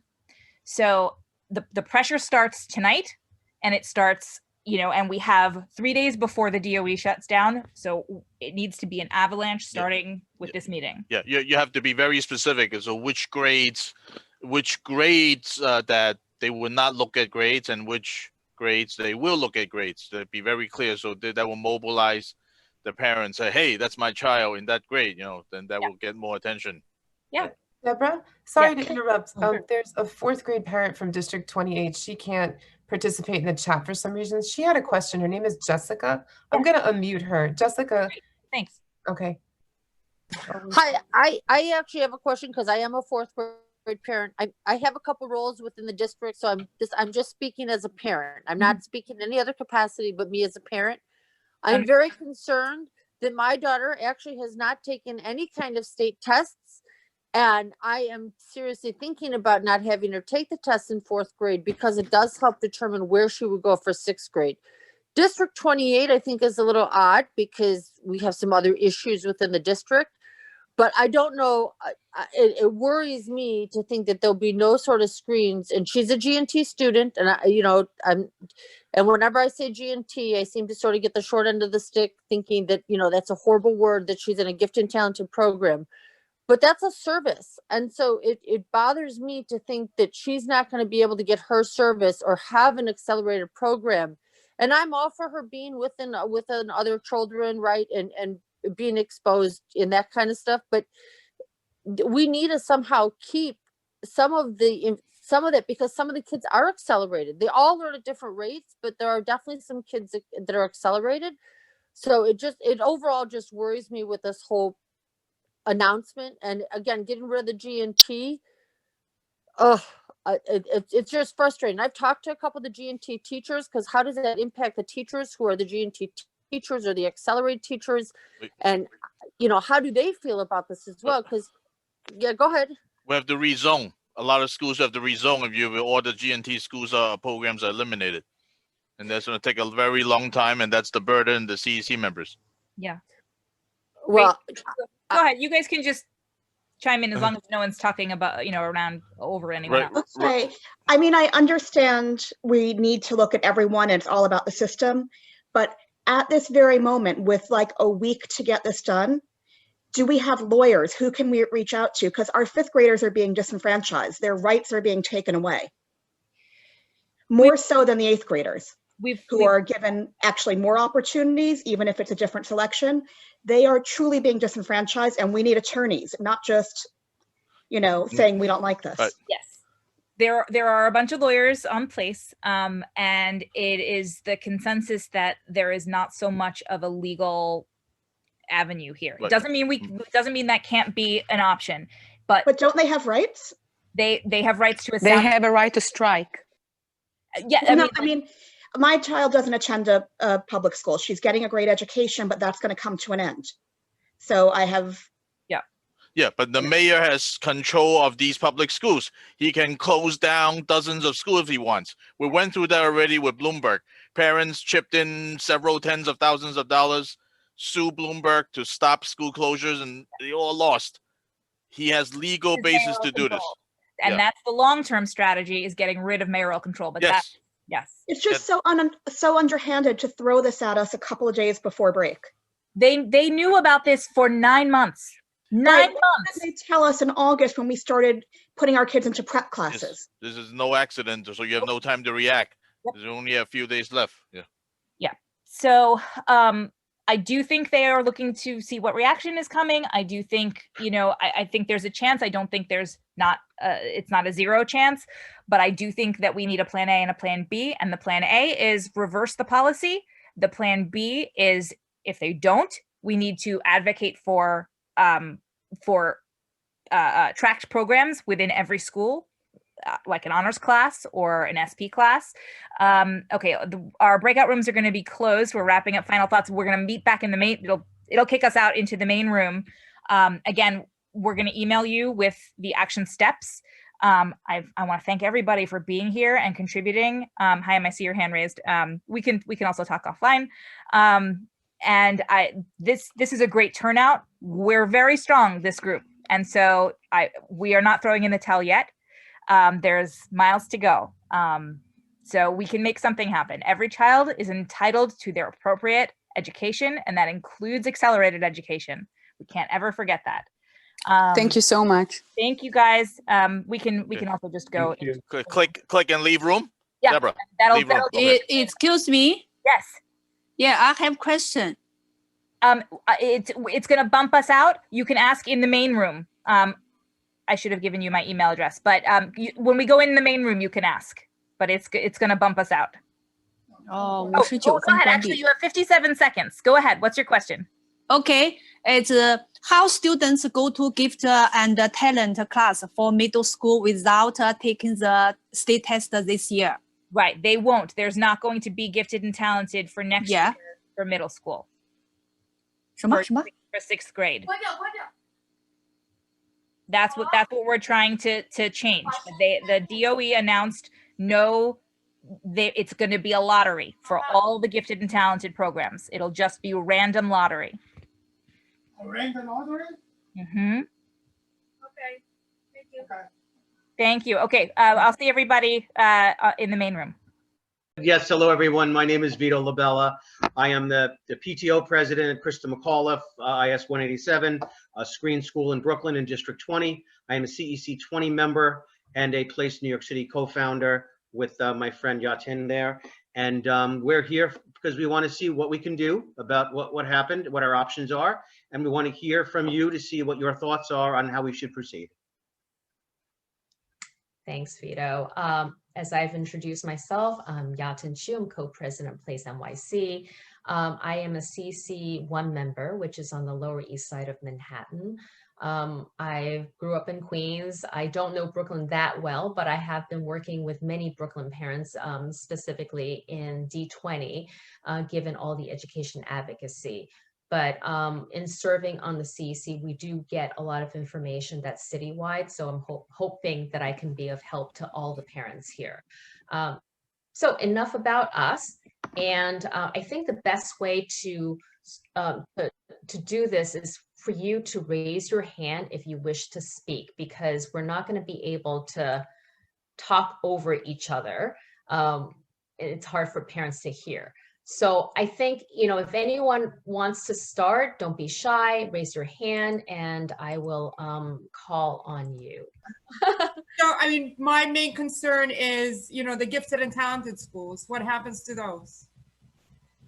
Okay, first of all, so let me reset this. So the elementary gifted and talented program, we still do not have any information from the DOE. Middle school. Okay, so the middle school screen programs, I guess they're referred to, I think people use different language. They are going lottery, Samantha, as I've said before. Samantha, are you in District 20? Are already on my schools. She's muted.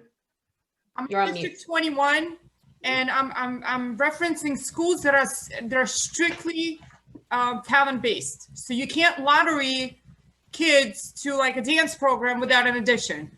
Well, you can't lottery math students to a math program without a math test. Like, how are they going to do that?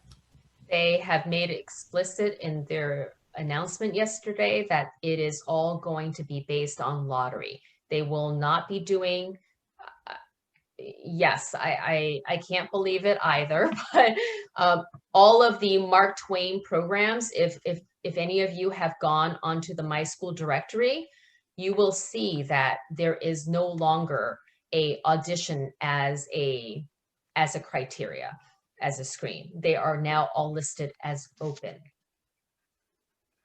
Yes, that's why we're here. That's why we're here. Let me just add a couple of words on the Mark Twain.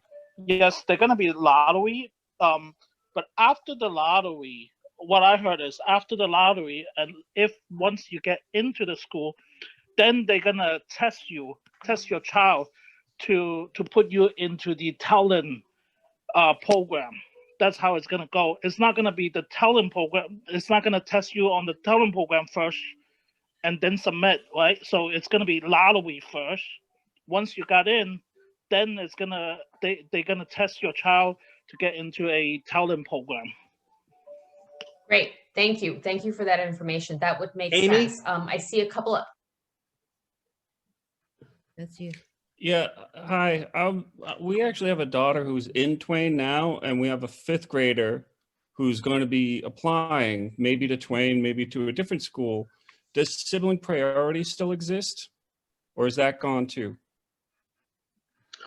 Well, did Twain have it? Twain had a sibling priority, is that correct? No, they didn't. No, They did not. Yeah, so- considering testing in is now gone, other schools had sibling priority. So in theory, there's no more sibling priority if the whole thing's a lottery, right? But we don't know for sure. That wasn't Yes. specifically addressed. So I want to bring up something that's a very good question. This came up actually in D15. So District 15 removed their screen for middle school, And the DOE, through a lot of the articles that we've been reading, cites D15 as an example of what they're trying to follow. The reason why I bring that up is there was complaints by parents in District 15 about sibling priority, and I believe that there is an article that talks about the fact that they brought back sibling priority even with the middle school lottery. So let me put that down as a question. Since the DOE has not clarified that, let's put it to them and have them clarify. Thank you. So Brooklyn, you're next up. I have a question. So if I live in a District 22, can I still apply to a District 21 school? Can you still apply to a District 21 school? Yes. You have up to 12 spots that you can apply to. So let me back up a little bit. If you live at an address that has a zone school, that will still apply. But I encourage you to put down that zone school as one of your 12 options to ensure that you will have a spot in case your zone school gets very popular and they can't accommodate you. So that's number one. Two is, if the school in if you're in District 21, I'm sorry, Brooklyn, 22. If you want to apply to a school that's in a different district, as long as the school is open, meaning it's open to anyone living in Brooklyn or open to anyone living in New York City, then of course you can still apply. But again, you will be selected based on lottery. Does that answer your question? Yes. Do you know how like Bay Academy will be taking in kids based on the lottery? Strictly lottery, just like Krista McAuliffe. It's going to be lottery. Lottery, and Bay Academy, I don't think is one of the schools, but if it has a diversity in admissions, that would still hold. But if it doesn't have any other, what we call set-asides, then it will be strictly a lottery. Can you please clarify that? What does that mean, the diversity? What did you say about the There are diversity? some schools that, in Manhattan, for instance, that sets aside a certain percent of their seats if you fall into typically free and reduced lunch, students in temporary housing, and English language learners. So those are the typical categories in which they may set aside a percent of seats. There are schools that have it, and there are many schools that don't. And that's why we bring it up, and that's why the DOE still says that those will still hold. Vito, who's next? Sonia? Big? It's actually Sana. Hello, Sonia. Hi, can you hear me? Yes, yes. Thank you for coming. Okay, my question is, is Krista McAuliffe going to have, I actually have two questions. The first is that will Krista McAuliffe have the academies like it usually did before? And my understanding is that all the academies will be lottery based. And the second question is, my daughter is a 5th grader in PS 229. Would she be given preference because she's an existing student for the middle school, or for them also it's a lottery system for them as well? So, Lieutenant, you got it? I believe that the answer for 229 is yes, you could continue to 229. I do not know if 187 is going to be 3 separate academies or 1 big school, and then you figure out the academies later. That's a detail that hasn't been worked out yet. Does that answer your question?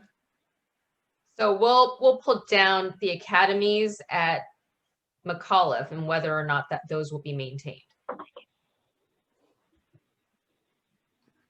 Okay, who's next? Laura Hamilton, welcome. Hello, how are you? So my question is, will there be zone schools? Because District 15 took away the zoned aspect of the process. So if we're following the District 15 model, then we don't have zone schools. We don't have priority to zone schools. D15, I'm not sure if they had zone schools, Laura. They did. They used to. Yeah. Oh, they used to. So did the CEC decide to unzone? That was When they probably, changed it yeah, to that's- this new process, they changed it to there are no zone schools. Yeah. right. That, I think that's what happened. So the zoning is always in the CEC's control. It's actually the only power the CEC really has, to my knowledge. And since those zoning discussions did not come up in any of the CECs, the zone schools remain. Okay. And yeah, so the zone schools remain. And So what that's will the same happen- case, yeah. So if there are more applicants for a zone school, then even if it's your zone school, it would still be a lottery? Yes. So I if mean, more, that's if more why, even people though, apply to a zone school, then there are seats in that zone school. That's where the lottery comes in. And those are some of the questions that I have. It's like, okay, well, those people will get a second choice. What about a waiting list? You know, really, we really need to press the DOE on specific answers on these kind of questions. Okay, and my other question is Mark Twain a lottery citywide, or is it just for District 21? Citywide. But that's still a citywide program, right? Yes. Yeah. That Okay. hasn't changed. Okay, well, you never know. Anything Right. can change. You never know. You're right. Same thing with Anything can change. BSI. What happened? BSI is still citywide as well? Yes, and there's any open seats would be a lottery, right? You're guaranteed to go into 6th grade, but any open seats would be a lottery. Okay. Right? Correct. That's correct. We have lots of hands up. And YZ if you parent? can, if you've already, if you've already spoken and you don't mean to have your, please, click lower hand. Yeah, I'm trying to do that as we go. So I think the next up is YZ parents. Thank you, Vito. Can you hear me? Yes. I apologize if I repeat anything. I joined this breakout room a little late, but it's really common. It's really comments for DOE and not really questions for you guys. One is, how does this lottery system fare for children who excel academically and their social and emotional needs that could be different from children who are not as advanced and they have 7 years, if they started in pre-K in public schools, they have 7 years under their belt, like to show their progress and their efforts. And they may not have grades in the last year, which was not fair to them to begin with, but they still have their whole academic career, you can say. And then more specifically to my situation, like my daughter been dancing and singing since she was 2 years old, and she's been dreaming about Broadway and being in a middle school that is supporting of performing arts. So how do we explain to children like that they may not get into school that has any kind of performing arts program just because they didn't win the lottery? And along the same lines, how do those schools support the children who win the lottery for a very specific talent, may it be vocal or strings, who are on completely different levels, and they now forced to, be in the same program? So that's really all. Your comments are something we've been hearing since Friday. Yes, we know families and students who've been training for many, many years at their craft, music talent, dance talent. For this year, the DOE is telling all of us that won't matter in terms of getting into a school. And it's good to know from students parents at Mark Twain that, students may then apply in and test into the different, programs once they get into the school. But we feel your anguish, and, we'll talk about the actions, but that is our understanding, that regardless of whether you've picked up an instrument or you spent every day of the last 5 years practicing and training on that instrument, you will have an equal chance in this lottery-based system to get into that school. And I think part of the thing we have to point out that the talent high schools are holding virtual auditions. So it seems to be a disconnect that if you can do it for the talent high schools, you should be able to do it for the talent middle schools. And if they're not, there's something else going on besides, practicality. So Wendy is next. Wendy, you there? Hi, I think you just answered my. Yeah, I'm here. Can you hear me? Yes. Yeah, you just answer my questions because I do have a questions on if they can do it in high school, why can they not apply it to the same criteria for middle school? Yeah, that's definitely it's you know I think it's politics behind it, but I would like to address that to DOE, DOE and want explanations on behind that. Yes, we agree. Brooklyn? That's a different Brooklyn, I'm guessing. You have your hand up? Hi, I'm in 5th grade, and can only the District 21s can apply the lottery, or District 22? For what school? Bay Academy or Mark Twain. You can apply. It's as long as it's based on the school. So if the school says that it accepts anyone that lives in New York City, which Mark Twain does, and Bay Academy, I'm not sure, Vito, you can speak to District that. 21, I Mark believe. Twain, I know, is a city. Yeah, so it's based on the school that you want to apply to. As long as they're accepting, students from then you can apply. So Mark Twain is citywide, and Bay Academy is District 21. Thanks. And is the lottery gonna be online, or we have to go and apply to it? The way that you apply to is through My Schools.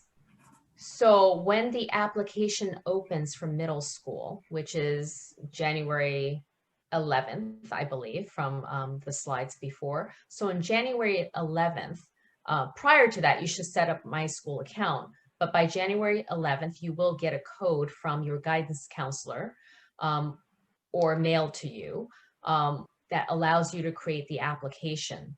So you will be able to do that online, and you could also contact your school's guidance counselor, whoever helps you with the school applications. Okay, thank you. You're welcome. Laura, are you coming back to us? Unmute. I have a lot of questions. This comes with the territory, right? So will there be an income aspect to the application process? Will the children who get free and reduced lunch, will they have priority over the other children? Well, Laura, it depends on whether that school already has that in place. So it's school-based, not the city's not going to put that in the admissions process? No, for middle schools, well, for high schools as well, but definitely if we're speaking about middle schools, it's if the school already has those priorities in place, then those will still be maintained. So is that a CEC decision? Because in District 15, that's what they did. They 52% of the seats have go to the first lottery is the priority, or the free and reduced lunch. That's right. That is, I don't know if it's a CEC decision. It is something that the DOE may decide, because these diversity admissions happen in specific schools. It's not across district, number one. So in Manhattan, there are a number of schools that have it and other schools in the same district that don't. It's the same thing in high schools. There's one high school in Queens, Bard in Queens, has a diversity admissions if you look online, but other high schools do not. So in District 15, it's district wide. So how did that happen? Is that that was Diversity. something that the CEC 15 along with DOE pushed forward with. Okay, so in District 20, if our CEC does not agree with that decision, then it won't move forward? Correct. That's correct. So we should also piggyback on that a little bit and talk about IEPs. And this was subject to a question with the superintendent the other day.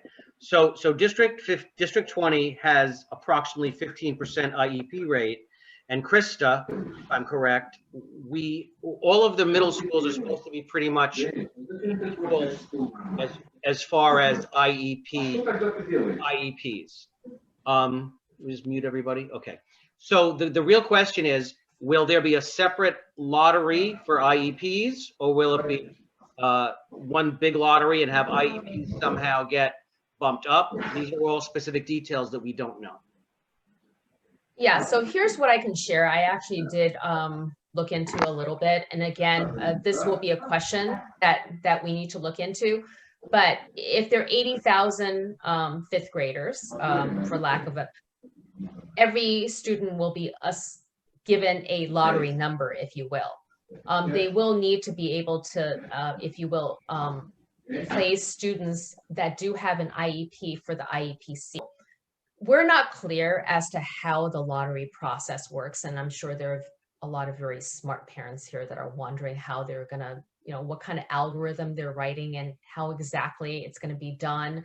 And you know, one of the things that we were thinking about is we do need DOE to publish and make transparent how exactly they're doing the lottery. The other aspect is to push for the DOE to provide the lottery numbers for a number of reasons. And this is kind of me thinking about this. This is not what the DOE told us. So I want to make that clear, is typically when you're applying to a screen school, you have an idea of how your child has performed and how well they're going to be ranked, if you will. And with a lottery that we're going into now, it is very unfair for parents who may be number 50,200 on the list versus someone who is number 10 and have a much better chance of getting the schools that they put down. And we think that that's something important for the DOE to do. But anyway, that's just something to mention. We do believe that it will take into account a student's IEP status, set-asides, diversity admissions. One of the things that is an open question, as we heard before, is about sibling priorities. So that's something we're going to find out. Okay. Vito, do you have anything to add, or should we go on to the next person? Because we're 7:40. I want to be able to. We want to move out of here at 7:55 about? Yeah, I think so, so that we can return to the main room and yeah. Okay, great. So SS. Hi, how are you? Thank you so much, first of all, for really advocating for our kids this entire time. I guess, aside from everybody else's questions, obviously, how realistic is a reversal or an amendment to what they just made? I mean, can we really hold out hope? Or, you know, we have until the 11th before the applications open. So how quickly do you think that the DOE would really make changes to what they decided? They rolled out this policy. They, you know, back in the spring, they did hold admissions engagement events. There were 6 of them, and I sat through all 14 hours, so I know that. They didn't listen to us, and they went ahead and put through the policy. I am not optimistic that they will reverse it, but as an advocate, I have hope, right? I wouldn't be doing what I'm doing if I don't see that there will be hope. So one of the things that we will be sharing out with all of you, again, in the main room, is what actions you can do tomorrow to just make yourself heard.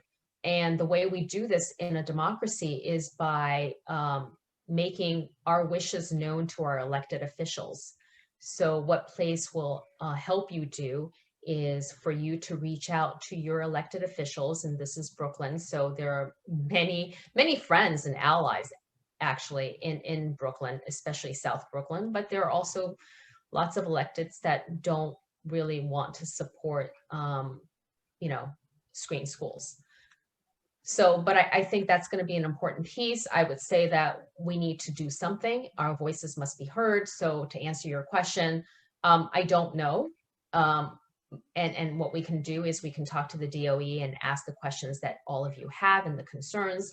But in terms of rolling back, overturning what they have, I think it's something that we must take action on, and that will be through our elected officials. So, like, for example, I read that a Staten Island council member already has proposed that they do some kind of a rollback. We can speak about what would be reasonable, and certainly letting Bay Academy and Krista McAuliffe and Twain figure out what they should do for their schools, the same way that the principals of screened high schools are being allowed the latitude to decide what's best for their schools.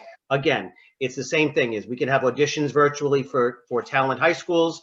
We can have virtual auditions for talent middle schools. If we can have certain screened high schools, have the principals make the decision, then we could have that same policy for these middle schools, especially these middle schools that are screened the entire thing. Krista McAuliffe, Bay Academy, Mark Twain as examples that I'm familiar with. I see Kevin Kim, and then I see Kat V. Brooklyn. So Yep. Kevin, do you want to speak? Is it Kevin Lim, or I don't know if there's another Kevin? That's you, Kevin. No, it's you go for it. It's you, Kev. All right, cool. Just don't want to step on somebody too. So along with the sibling priority, I just want to make sure there's some school that has both elementary and middle school. Do you know if they're still going to have, or can they still have continuous students priority? They will. They will. Kevin, if you're in a K-8 school where typically your 5th graders are going to advance directly into 6th grade in the same school, that would still happen. That would still happen. But for many K-8 schools, there are additional seats that sometimes open up. I mean, I'm in a K-8 myself. So there are sometimes 50% more seats, sometimes, you know, a few more seats. So it really depends on the school. Those open seats will be lottery, you know, will be open to lottery. Also, thank you, Kevin, if your child is in a 5th grade G&T and you had the option to go into their 6th grade G&T, that 6th grade G&T will no longer exist next year, in theory. We're expecting principals to be able to do stuff, but in theory, there is no 6th grade G&T next year. Is that correct, Jatin? Okay, thank you. That I'm not sure yet. I do know, I mean, the admissions for open seats are lottery. I don't know about what the programming is for, you know, for those middle schools. You know, it's, you know, you have, let's say, half the kids that have been progressing in a gifted and talented. I would think for the majority of the students there, it would be that, but so the superintendent, that so in District 20, we have a superintendent's program. Yes. 6th, 7th, and 8th grade, and the superintendent said that what this does is it effectively does away with that for incoming 6th graders. But again, maybe Well, he's just spitballing, right? Well, they didn't, I guess they did not go through the typical eligibility. So from that standpoint, I can see why he would say that. Would they be in a separate class? It just, to me, yeah, hard for me to, because they wouldn't have been learning and wouldn't be at a same level of preparedness going into 6th grade coming from other schools. And really for those students, they need supports. And if they're coming in and they didn't have the curriculum at that school for the last 5 or 6 years, you would think that the right thing to do is to ensure that they get those supports. So Kat V and then Brooklyn again. Hi, thank you for taking my question. 2 questions. I might have missed it earlier, but the additions are going away, and does that also apply to the state tests? Is that also not happening for our 5th graders? We don't know yet. That has not been announced. So the state tests, just to clarify, the state tests that our children would be taking typically in the springtime, it has still not been announced, so we don't know. Okay, thank you. I forgot my other question, but maybe I'll come back around. Thank you. Brooklyn. Okay, we have. Excuse me for interruption. There's quite a few people in the chat asking to raise hands, and apparently none of us is able to use the raise hand option.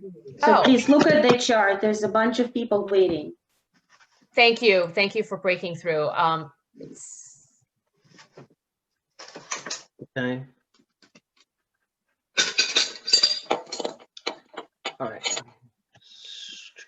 So we're scanning the questions. Yes, 187 is lottery. Zone schools are still in play. I'm just scanning through, answering the questions. Yep. Mr. D has a question. Someone has a question. PA Frank has a question about high school admissions. So let's talk about that. I'm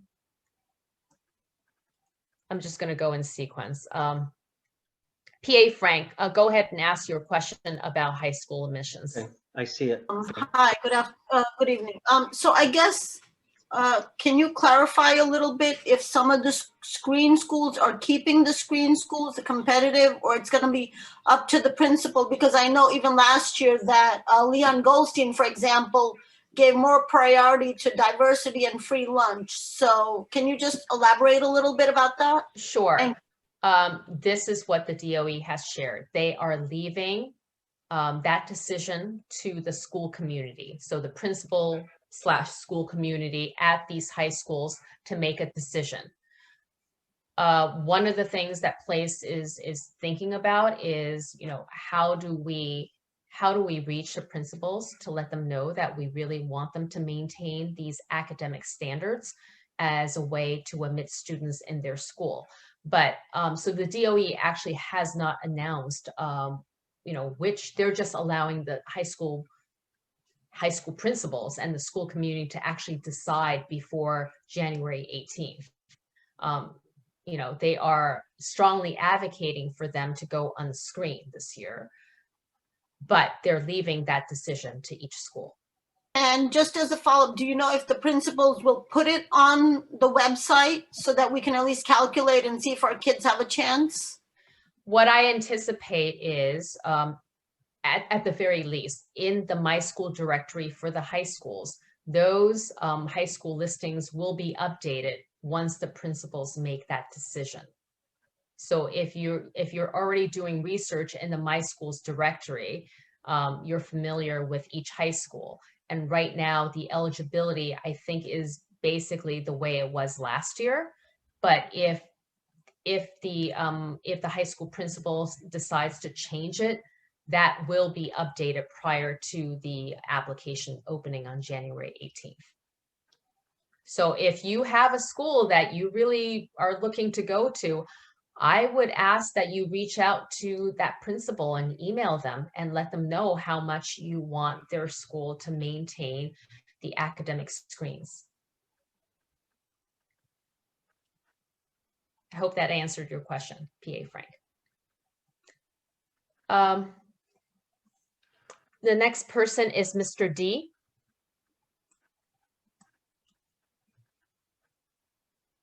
Hi, can you hear me? Yes, I can hear you, Mr. Okay, D. I'm not sure if Vito already answered the question before, but let me ask again, if you don't mind. Regarding the superintendent program for the incoming sixth graders, are they all gone, or they depends on each school that still is a choice? District 20? Yeah. According to the superintendent, they're all gone for sixth grade. All the superintendent program are all gone? Yes, like Diker superintendent, McKinley superintendent, who else had it? 229 had a superintendent program. Those are, since the whole thing is a lottery, didn't make any sense to have a superintendent that would also be a lottery. That would be just your zone school, right? So you would either, if you're in 229, you could go to the sixth grade and you would be put in the whole sixth grade cohort. And who knows what they might or might not do over the summer to try to make unofficial, like honors classes or AP classes or things like that. But that's all speculation at this time. So far, the admission for the sixth graders are all lottery or zone school, basically? All middle schools are lottery. Yes. And no district limitation, basically. The district priorities will still apply. So for middle schools, the district priority, if a school had a district priority, those would still apply. I just want to let you guys know that we're at 7:52. We do have some questions. We have 3 more minutes and then we're going to return to the main room. BSI, someone asked whether if they have a 5th grader there. If you have a 5th grader that can go directly moving up to a 6th grade, that would still happen. Yeah. But entry into a middle school, into 6th grade from an outside school will be based on lottery this year. Okay, so hopefully I clarify that for you. I see some more hands up. I'm just scanning the chat, and again, let me let everyone know if you have more questions that we didn't get to, feel free to email us and send that to us. We're at placenyc.org@gmail.com. So it's pretty easy to remember. Jessica OU, I see your hand up. Go ahead. Yes, hello, I'm from District 20. My question is, since 187 also do lottery, I want to know, will it add on sibling priority? At this point, we don't think there's sibling priority. We will find that out for you and from the DOE and get back to you. Well, 187 never had a sibling priority. So they probably won't. So we're not going to do a sibling priority now. Yeah. Okay. Thank you, Vito. Brooklyn, you have your hand up.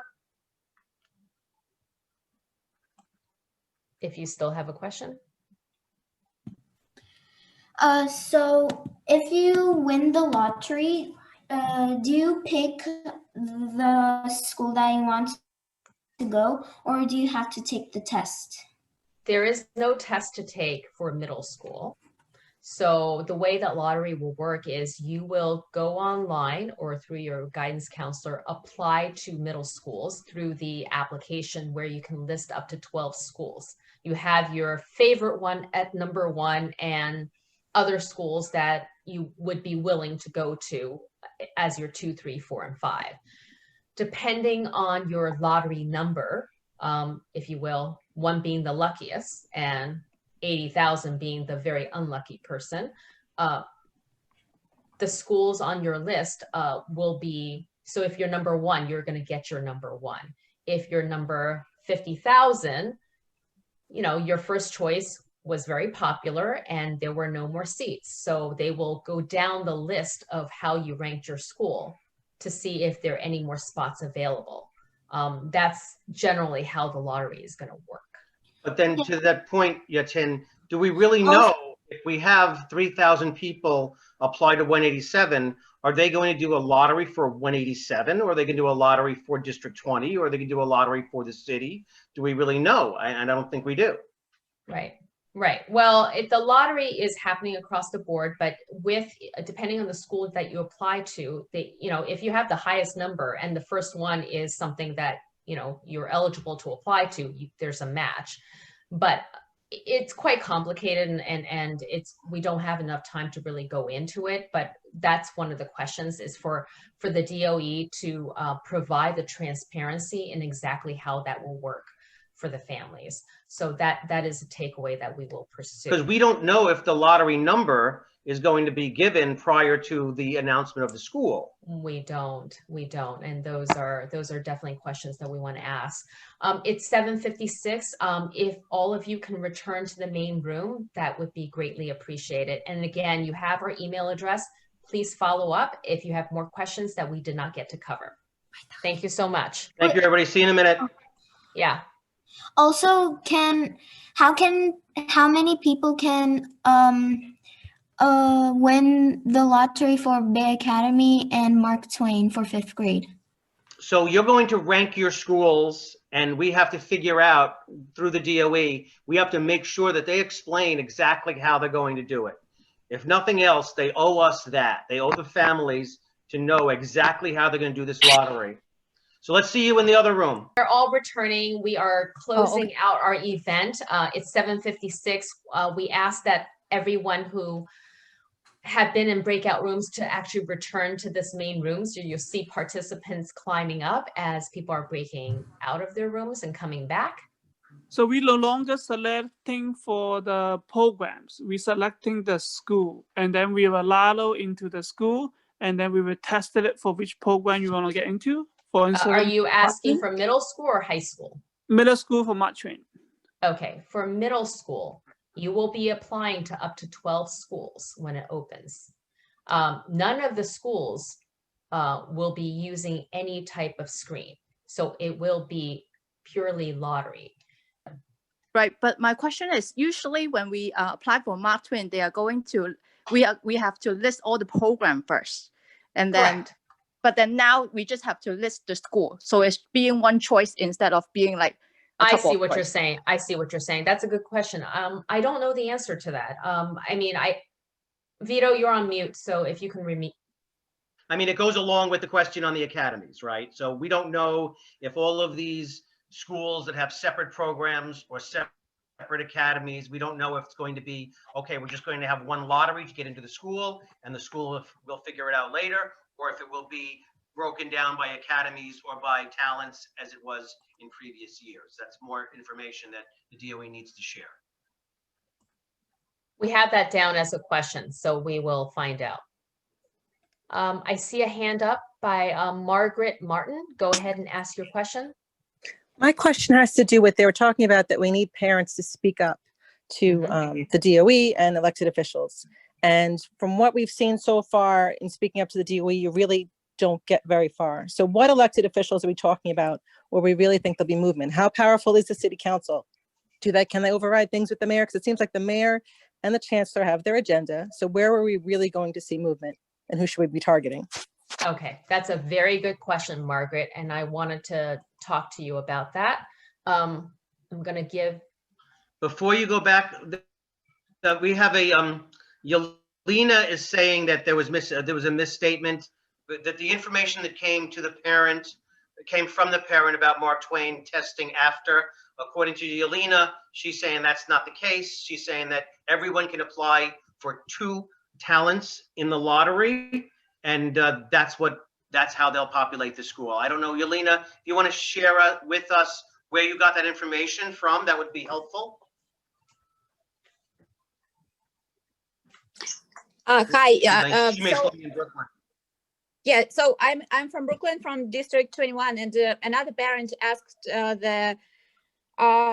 who was that, Committee Educational Council, and she received a reply by email saying that as before, we have to apply for program. So in Mark Twain, as before, we can only apply for 2 talents, and if they have more applicants per the program than seats, then it will be just pure lottery. Right. So it's not like you're getting into the school and then they test you. It's per program. So it's even worse. Sorry about this. Thank you, Veronica. I appreciate you answering the question. Guys, I do see it's 8:02. I see a lot of hands up, and I really apologize that we can't get to all of the questions. We have over 200 attendees, and even in the breakout rooms, there were anywhere from 70 to 100 people in the breakout rooms. So here's how I would like. Can you share your email address in the chat, and maybe people will just send in their comments and questions? Absolutely, we will do that. Perfect. And Thank also, you. Sorry for interrupting. Thank you. Question in the chat, because we will be looking at the chat afterwards. Yes. So I want to be mindful of time, and thank you all for taking out 1 hour out of your Sunday evening for this very important event. We really appreciate hearing from all of you, and we promise to follow up on the questions that we're getting. So please send us the email. We'll collate everything. We'll report out to you. If you're not yet a PLACE member in our Facebook group, I encourage you to join, because we do share things every day. If you're not on Facebook, please sign up for our email list. All of you should have the link. So I want to spend 2 minutes on what we think we can do. I'm sorry, could you just tell us what the Facebook group is again, please? For those of you who did receive an RSVP with a Zoom link, it should be at the very bottom of the email. So you can just click on that. But it is FACE, FACE NYC is what you can search for on Facebook. It's a private group. Please answer the questions and accept our group rules, and we will welcome you into our group. If social media is not your thing, and I know some parents don't want to be on social media, please sign up for our email, and we do send out regular newsletters and information that would be helpful. So to wrap up, first of all, I want to thank my co-host and PLACE NYC members who's really worked hard for pulling together this event in less than 48 hours and managing the breakout rooms. I want to thank all the parents that attended and share information with each other. And I want to let you know that for all of you who did sign up and got an email link, and if you didn't and you were forwarded something, if you could go back and register, because what we want to do is send you an email this evening to ask that you take action. We think it's important that our elected officials that represent you in your district and in your borough and in the greater New York City advocate for you and speak up for you. What we'll do is we'll send you a brief script and a template that you can use to speak to your elected officials tomorrow. I hope that they'll be getting phone calls from you. And if you can't make phone calls, if you could send out emails to them, we'll provide all of that instruction in the follow-up email. So if you can, please make sure that you get on it so that you can get the email from us tonight. I want to just open it up to my co-host and make sure that I didn't forget to share anything that we need to share with our 250 or so parents that are still with us right now. Deborah, Maud, Vito? Lucas, Jean? yeah. Lucas? Sure. I mean, look, at this point, it's up to us. And when I say us, I mean all of us that are here tonight and our school communities. It's up to us to push back. It's up to us to make the logical argument. It's up to us to rely on ourselves to make the difference, because you see the direction things are going right now. And, you know, there's only so much hoping that what will be done before the mayor and the chancellor leave, right? And so I can only repeat what I just said. It's up to us to make the difference and to follow through. And I just want to add to that we're not alone. I mean, all of us are here together, and when we act together and when we organize and when we collaborate and when we approach this on a lot of different fronts, whether it's with elected officials, whether it's at your school, whether it's with your parents association, that's when we can have the biggest impact. So the question is, what can we do? And we'll work on those ideas, but we're not alone, and you are not alone. You're not the only person who's affected by these decisions. But if we work together, that's when we can make a difference. I was gonna echo that and say that I know that it can be frustrating sometimes to come to these Zoom gatherings and not feel like you've walked away necessarily with you know, excitement that things are going to change. But this is step one, getting us in a room. Just know that PLACE NYC is going to now take all of this and go to step B, and we're going to include all of you. But this is the first step to get everyone together in a room. And just like Len said, you're not alone. We have strength in numbers. So be more hopeful maybe than you would be just feeling like people got together and, you know, and nothing happened. But things are going to happen. Right. And just so everyone, you know, everybody has a different amount of time available to advocate and pursue, even though this directly affects all of us the same. So those who have more time, you know, raise your hand. We are happy to have you step in and help where we need help and where you can help. Others, if you only have a few minutes, you know, take those few minutes to send the email. Then when you get the request to send an email to your elected official, to the DOE, take the 2 or 3 minutes to do that if that's what you can do. But every little bit helps. So don't think that, you know, because you don't have 2 hours this week to do something that, you know, you're just going to have to rely on somebody else. No. When a request is made, that you reach out to your elected official, to the DOE, to somebody, you know, send that email, make that phone call. It only takes a few minutes. Excuse me, I want to say something. I want to oppose PLACE NYC for putting all this effort together. It's not so easy to have more than 200 people sitting together, listening to a call. And it's very important for every one of you to actually do something. Whether you send an email, whether you just pay attention to the newsletter, whether you pay attention to news or just spreading the word. It's very important that every one of us to do our share, no matter how little bit that is, and just spread the word and gather support together. It is an issue that affects your child, it's an issue that affects your family directly. So it's important that you guys actually work on it together, and then we can get some results together. Thank you very much. Thank you, Bernard. Yeah, thank you, Bernard. And I thank just you. want to add, we do understand there's a huge sense of urgency here. We're in an election cycle. We have 6 to 9 months to really make an impact, and we're gonna work to that. Thank you. And I just don't want wait to jump anymore in. because All right, time yeah. is very tight. They use the pandemic to hold on to our voice, to stop us to getting involved and let our voice being heard. So time is tight. So if you guys see this as an important issue, everyone got to act on now. No matter how much is it, I'd like how to- little bit. Thank you, Bernard. I'd like to piggyback on what he was saying. Many of us are CEC members. Many of us are PTA members. As a PTA member, PTO member, I'm a 501c3. I can't advocate for a specific candidate. As a CEC member, I can't advocate for a specific candidate or against a specific candidate. But this is PLACE New York City. We are a grassroots organization.